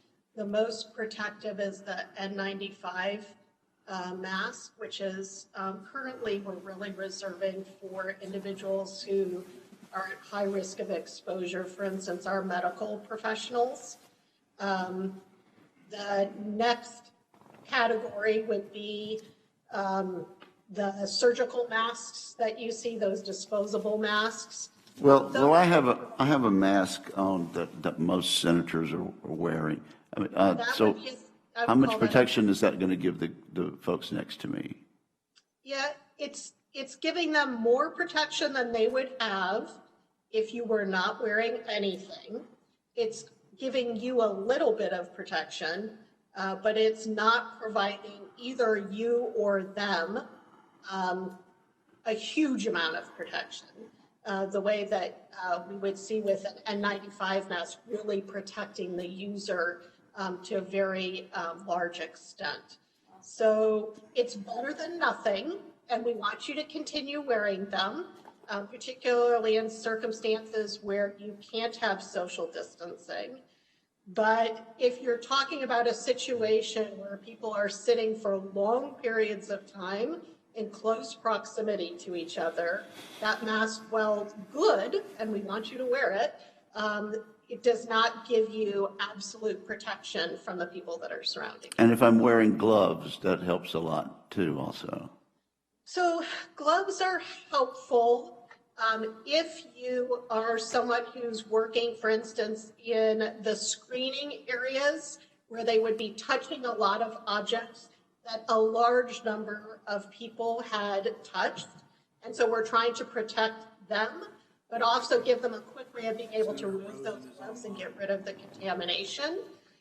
They are less helpful in general for respiratory pathogens, because the main mechanism of transmission in this particular case is through droplets, and then next aerosols. So they're not quite as helpful as having a mask would be. And definitely not as helpful as sitting farther apart from each other and keeping that social distancing. And Doctor, senators and House members are working today, for the most part, in a hot zone, Washington, D.C.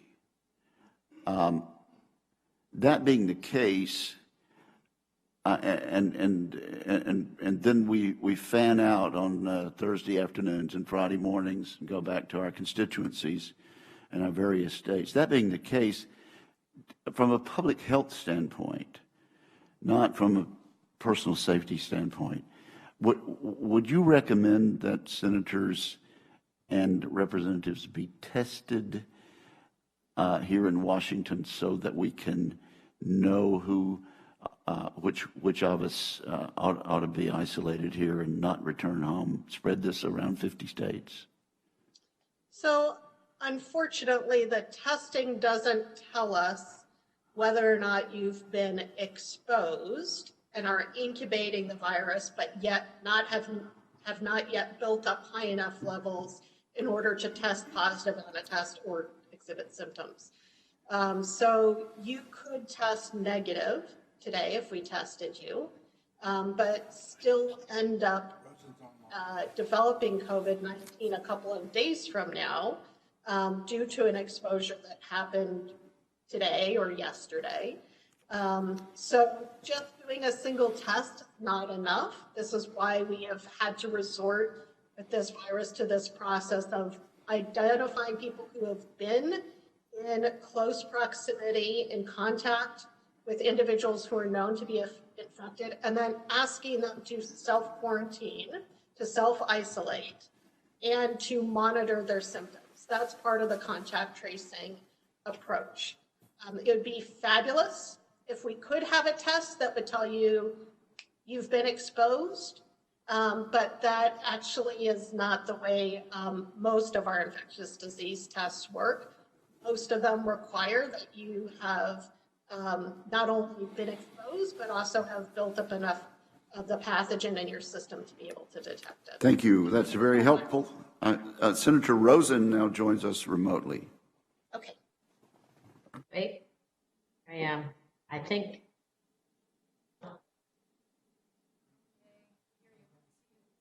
You're good. Yes, you look great. Perfect. Okay. First time on this one in the office. Thank you, Chairman Wicker and Ranking Member Cantwell for holding this hearing, and thank you for the witnesses for being here. It certainly is trying times for all of us in so many ways. But today I want to talk a little about the economic impact of the pandemic on our airports and tourism. Of course, in Nevada, our economy depends on travel and tourism. From restaurants to those casinos on the Las Vegas Strip, our outdoor recreation business near Lake Tahoe, everywhere in between. And that's why the economic shutdown caused by the coronavirus, of course, has been so devastating to us. And few places no more evident than this is the gateways to Nevada, our airports. In 2019, Las Vegas McCarran International Airport saw over 50 million passengers, generated nearly $35 billion in economic output, supported approximately 250,000 jobs, and was responsible for 18% of our area's gross domestic product. But in the wake of the pandemic, passenger totals have dropped precipitously. At the Reno Tahoe Airport, travel has been down 96% in the last several weeks. This travel slowdown means job losses not only at our hotels and our convention halls, but at the airports themselves, including places we might not immediately think of, such as the numerous small business retailers and the restaurants that operate inside our airports. So, Mr. Hapley, what other additional hidden costs of this pandemic to airports might we be unaware of? And what can we do as members of Congress to address these challenges? And then more broadly to everyone on the panel, when it is fully safe to travel again, how can we work to instill confidence in the American people that they can come back to places like Las Vegas or Reno for a convention, vacation, or business? And how can Congress help you and help everyone do this? Senator Rosen, thank you very much for the question. You're right. Your state relies on tourism and everybody coming in to your state. In fact, we'll be having our annual conference in 2021 in Las Vegas. So we're very anxious to make sure we get this fixed and ready to go by next spring when we will be out and join you in Las Vegas. The Las Vegas airport director sent me a note the other day saying that they're going to be down 50% at minimum in terms of their lost revenue. You point out that Reno, Tahoe is down 96% in traffic. It's a major, major issue for not only the airports in your state, but clearly the airports all around the country. AAAE, ACI, the two airport organizations, Mr. Callio's organization, A4A, and an array of travel and hotel groups have all gotten together under the umbrella of U.S. travel and put out some guidance that I think will be very useful for people, passengers, people visiting hotels as we reopen the economy to provide comfort for folks that it is safe to travel and safe to stay in hotels and safe to go to conventions and conferences going forward. So you've identified a very, very serious issue and problem, and a big part of the economic engine that the country needs, and certainly your state needs, is aviation. And more broadly to everyone, if you could really answer, what can we do to help you particularly meet some of these challenges, especially for the small businesses and businesses that are at our airports?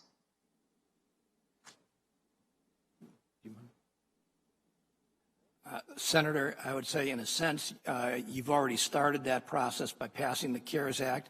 I think it's monitoring and providing oversight like this committee is doing here today to continue to do that and monitor real-time problems and make sure that the solutions are going to work and not be ineffective because they're not backed by data and science.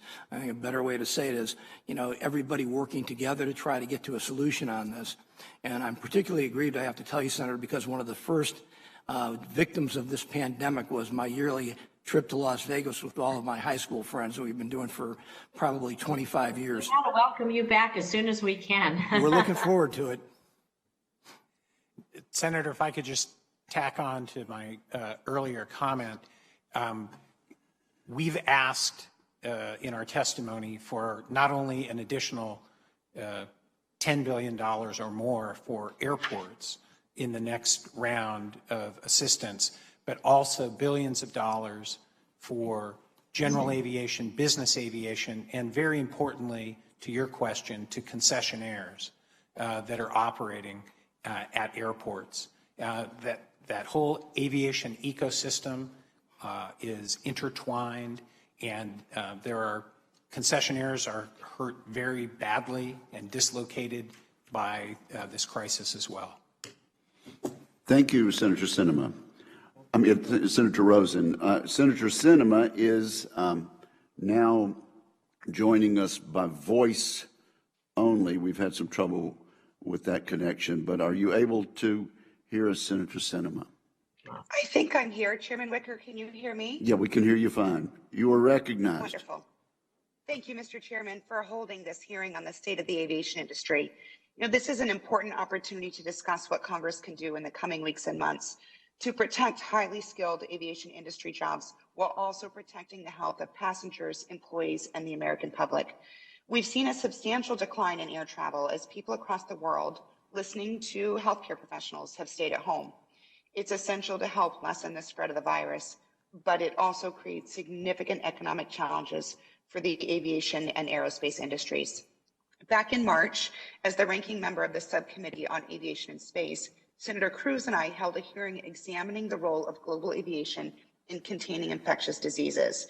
Now is an appropriate time for us to further examine this issue as we now manage the dual challenge of keeping our aviation system intact while protecting the jobs and health of employees and passengers. In order to bend the curve of the virus and prevent a second wave, we need contact tracing systems in place, cleaning and hygiene standards, and a workforce that's both protected from the virus and ready to support the industry. I'm grateful for today's witnesses and look forward to us working together to keep Americans employed and our travelers safe. My first question is for Mr. Callio. Contact tracing, when properly established, can mitigate the spread of coronavirus and similarly communicable diseases.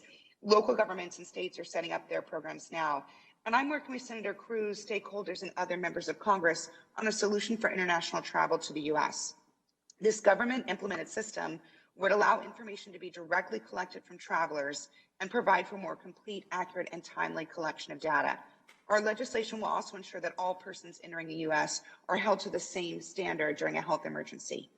Are there any issues air carriers encounter when they attempt to conduct contact tracing, given our current systems and the way data is shared with the government? And can you provide a few examples? Yes, Senator, I can. First of all, I'd like to thank you and Senator Cruz for everything that you've been doing on contact tracing. It's a significant issue, and it's something that we need to handle going forward, not just in aviation, but across the board to try to control the disease. Currently, as you know, we have a passenger name record and an advanced passenger information system where much of the data requested that the government would like to have cannot be verified by us.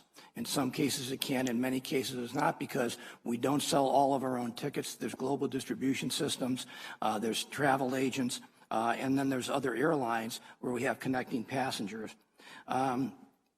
We can't validate the email address, and we oftentimes, or don't usually get anything near the address, phone numbers, or the physical address. We think this is a government function. It's one that can be easily handled. It needs to be required, and it would work more quickly and better if the government were to do it. As you know, because I think you've seen the demonstration, the mobile app and website we've created, I mentioned earlier, and again, we are happy to gift this to the government. I don't think that's all that complicated, but something like this, you know, with our technology could be stood up pretty quickly, even accounting for privacy concerns. And it would be much better if we had all that information, but the government agencies had it themselves rather than through an intermediary. Well, I appreciate that, and we agree. Thank you. So my next question is for Mr. Fanning. Mr. Fanning, in recent years, Arizona has been a leader in attracting aerospace manufacturing, which has created thousands of high-skilled, high-paying jobs. This includes large and small manufacturers. We develop fixed-winged aircraft, helicopters, defense systems, spacecraft, and of course do the maintenance, repair, and overhaul capabilities to supplement it. What impact is the virus having on the aerospace industry jobs in Arizona, and what can Congress do to help keep these jobs afloat during this difficult time? Well, I think you've already done an enormous amount of help. The initial focus, as the chairman said, it was on liquidity and trying to keep money flowing through the supply chain and keep it working. Now, as we see how serious this is, even more so than we realized 7 weeks ago, our focus is really turning on trying to maintain the workforce and what programs we can come up with together to get us over what is really a longer period of time than we initially imagined. So in wave 4, we are exploring that private-public partnership concept where both sides are putting money in order to retain the at-risk workforce so that it's there when business picks up again. I appreciate that. Thank you. Mr. Chairman, my time's expired. Thank you. Thank you, Senator Cantwell. Thank you, Mr. Chairman. And I did, other than not being able to get the video from Senator Sinema, I want to thank our colleagues, Senator Klobuchar and Blunt, for their hard work on getting this system set up so our committee and other committees in the Senate could participate this way. This has been a great experience and great work by the people who are working the audio and video. So thank them for all of that. I wanted to go back to Mr. Fanning. I started at my opening round of questioning this issue about the supply chain and losing a workforce that is hard to replace. One of the things that has come up in the implementation of the CARES Act is that the definition of national security has limited the applications. I think for all of us who have been thinking about these issues for some time, we think of lots of things as part of national security. We didn't specifically mean you actually are producing X number of product for, as a defense contract. I mean, in general, we think that airlines and having an airline sector is part of national security. So what do we need to do to fix that element of the language? Or what do we have to do to clarify? Because we were clear, and so we're definitely going to communicate to Treasury about this. Well, I think, thank you for that question. There were a number of issues that probably precluded companies from accessing that money. The rules came out rather late on that one, later than most, and companies were only given a week to apply. That caused some problems. But I think the main problem is what you highlighted. It was a very narrow definition of national security. It was what they call, rather wonky, a DX designation, which really limited it very severely and left out a lot of companies that anybody would argue are doing national security work. But DOD and Treasury are working on that right now and refining that definition. So I think we'll make some progress on that and make those funds available to a larger pool of companies that are very clearly doing national security work. So if you're part of the supply chain for commercial aviation, should that be part of the national defense? I think so, absolutely. The supply chain is shared, and a lot of companies want a foot in both sides as a risk mitigator, and that's important. It's great, but we are worried about the impact on the commercial side, what the commercial side might have on the national security side. And so I don't think that you should require a company to be doing 100% national security to have them be critical as a part of the defense industrial base. Thank you. And what do we do about the healthcare? Do you support us doing something to help further the healthcare of laid off aerospace manufacturing workers in this time period? I do, and a number of our companies, we're first and foremost focused on not losing the workforce for all the reasons you mentioned in your question. But when it comes to that, many of the companies are extending benefits, giving extended periods for the benefits. But we would look for some help to help those people who no longer have their jobs as a result of this pandemic. The market is contracting, and we're looking for ways to ride through that, but it's going to be a difficult journey. And can you just explain that a little bit more? Because I think people think, well, of course people would want to go back to aerospace. But the point is, if you lose your job in aerospace manufacturing now, and you have 1 month of health care from your employer, you can, under their COBRA system. And then you could yourself purchase another year, or I think it's 12 months of that. But do you have the $2,000 or whatever the benefit is to purchase that?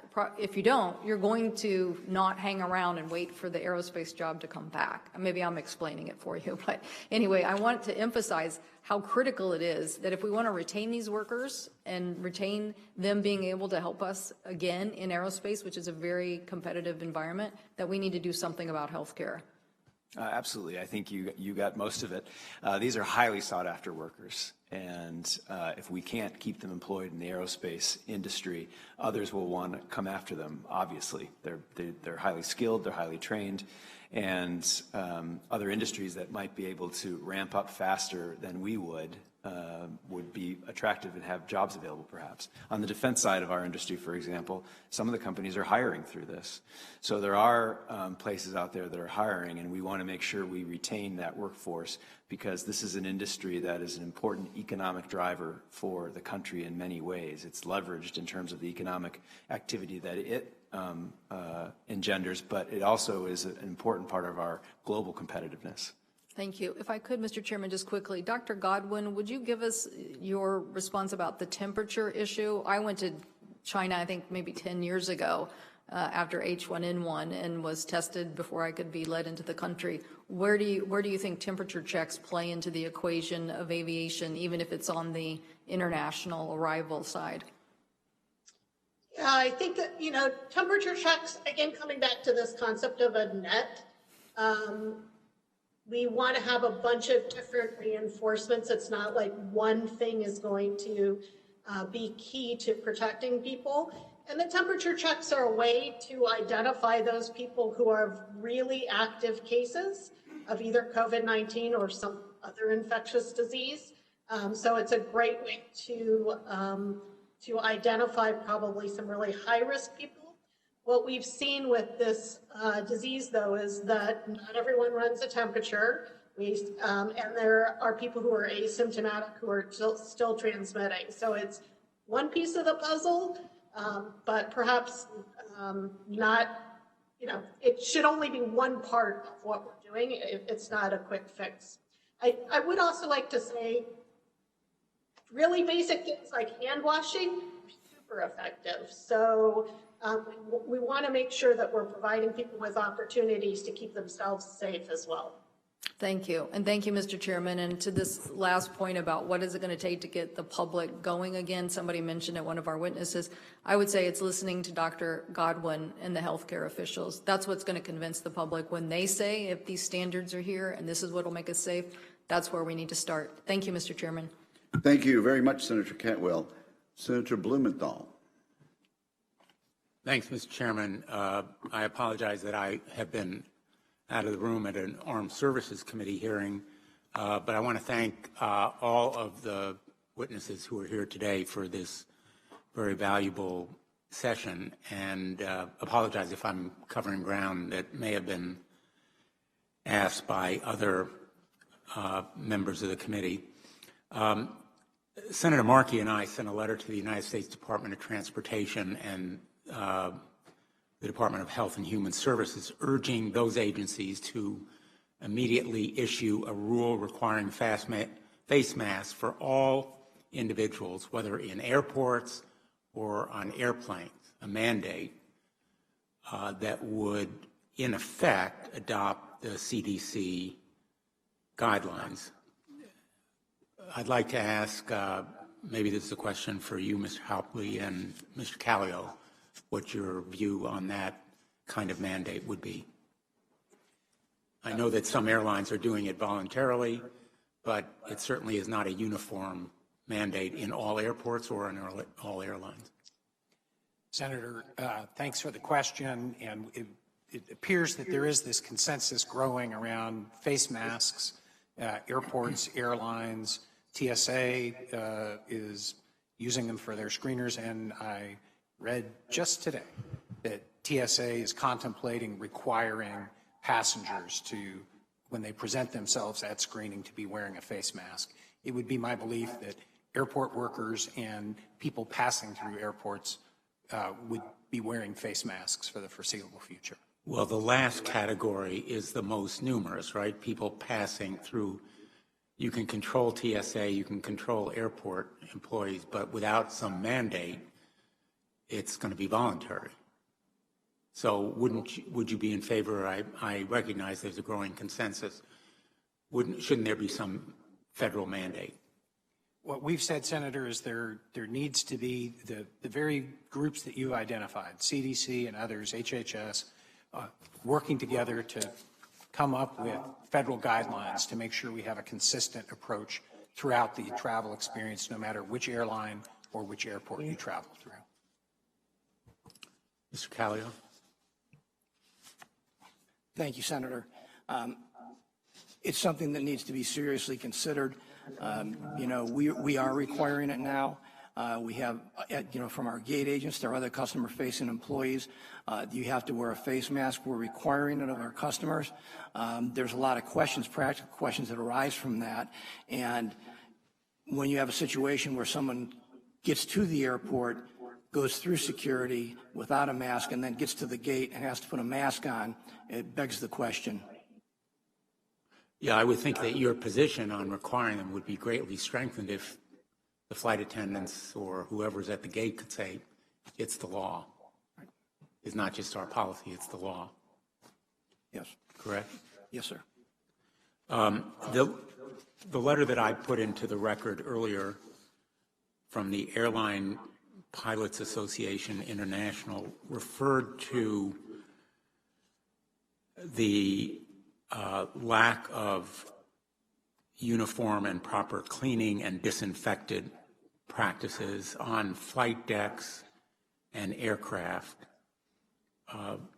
Mr. Callio, I know you probably haven't had a chance to look at the letter, but I assume you're familiar with the substance of it.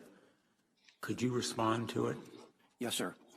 We've received a letter ourselves previously.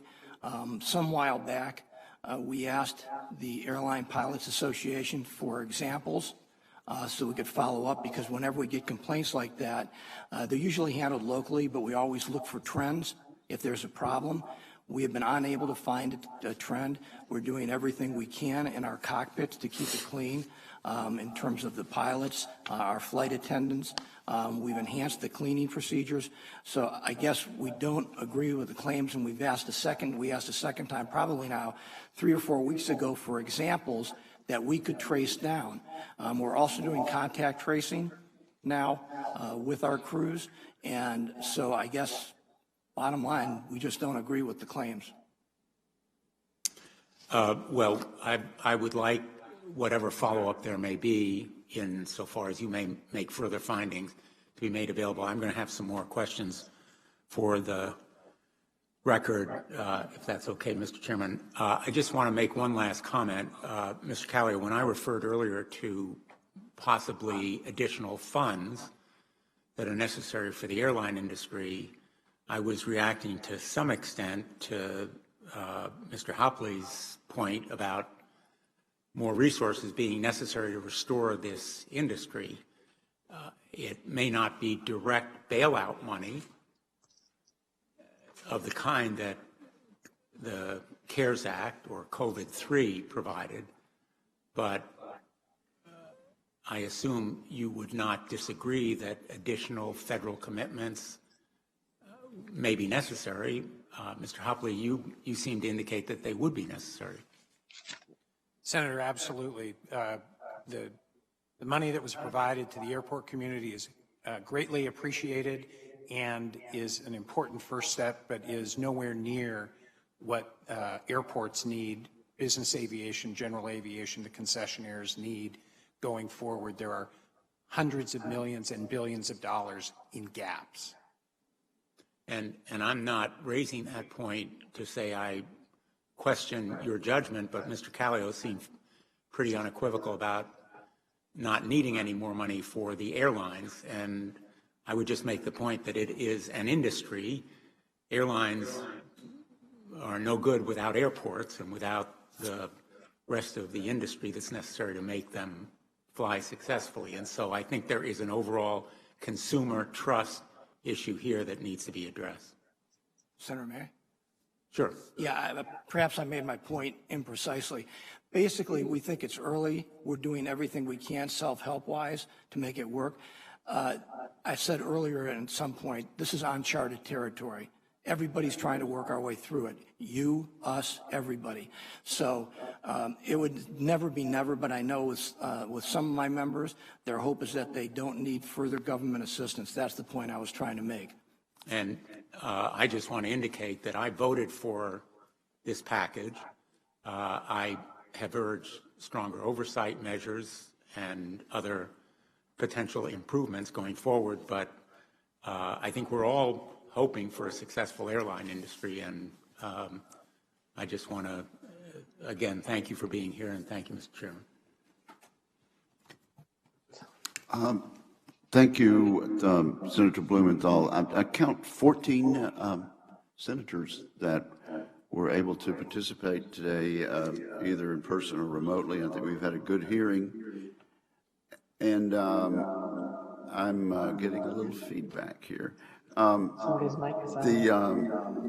hearing record will remain open for 2 weeks. During this time, senators are asked to submit any questions for the record.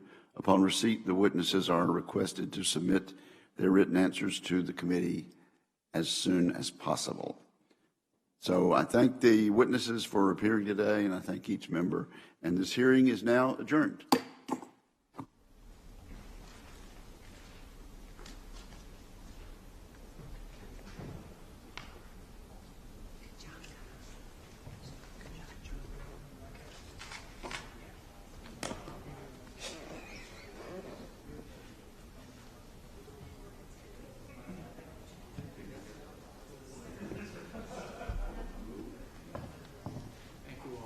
Thank you, Senator. Thank you, Senator. Appreciate it. Picture there was a nominee, the DNI, the intelligence nominee, was a sitting member of Congress. I want to ask him physically, the two senators, intelligence committee. Hey, Mike. Escort out. Is it good for the virus that it's starting to line? I know, I heard it.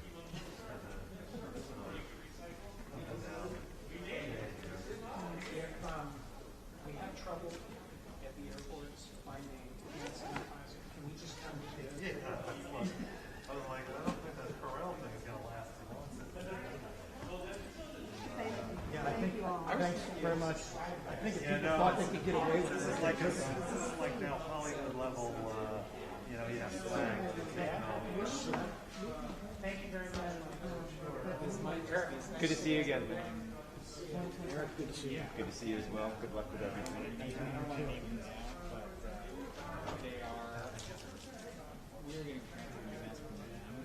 That's the airlines are telling them that they need to reduce payments. They need to delay payments. They're on the same boat. They have to receive the Treasury grants. So for them, Yep. So we're going to follow up on the contract. Yeah, because I had not a clue. okay, that's interesting. Just,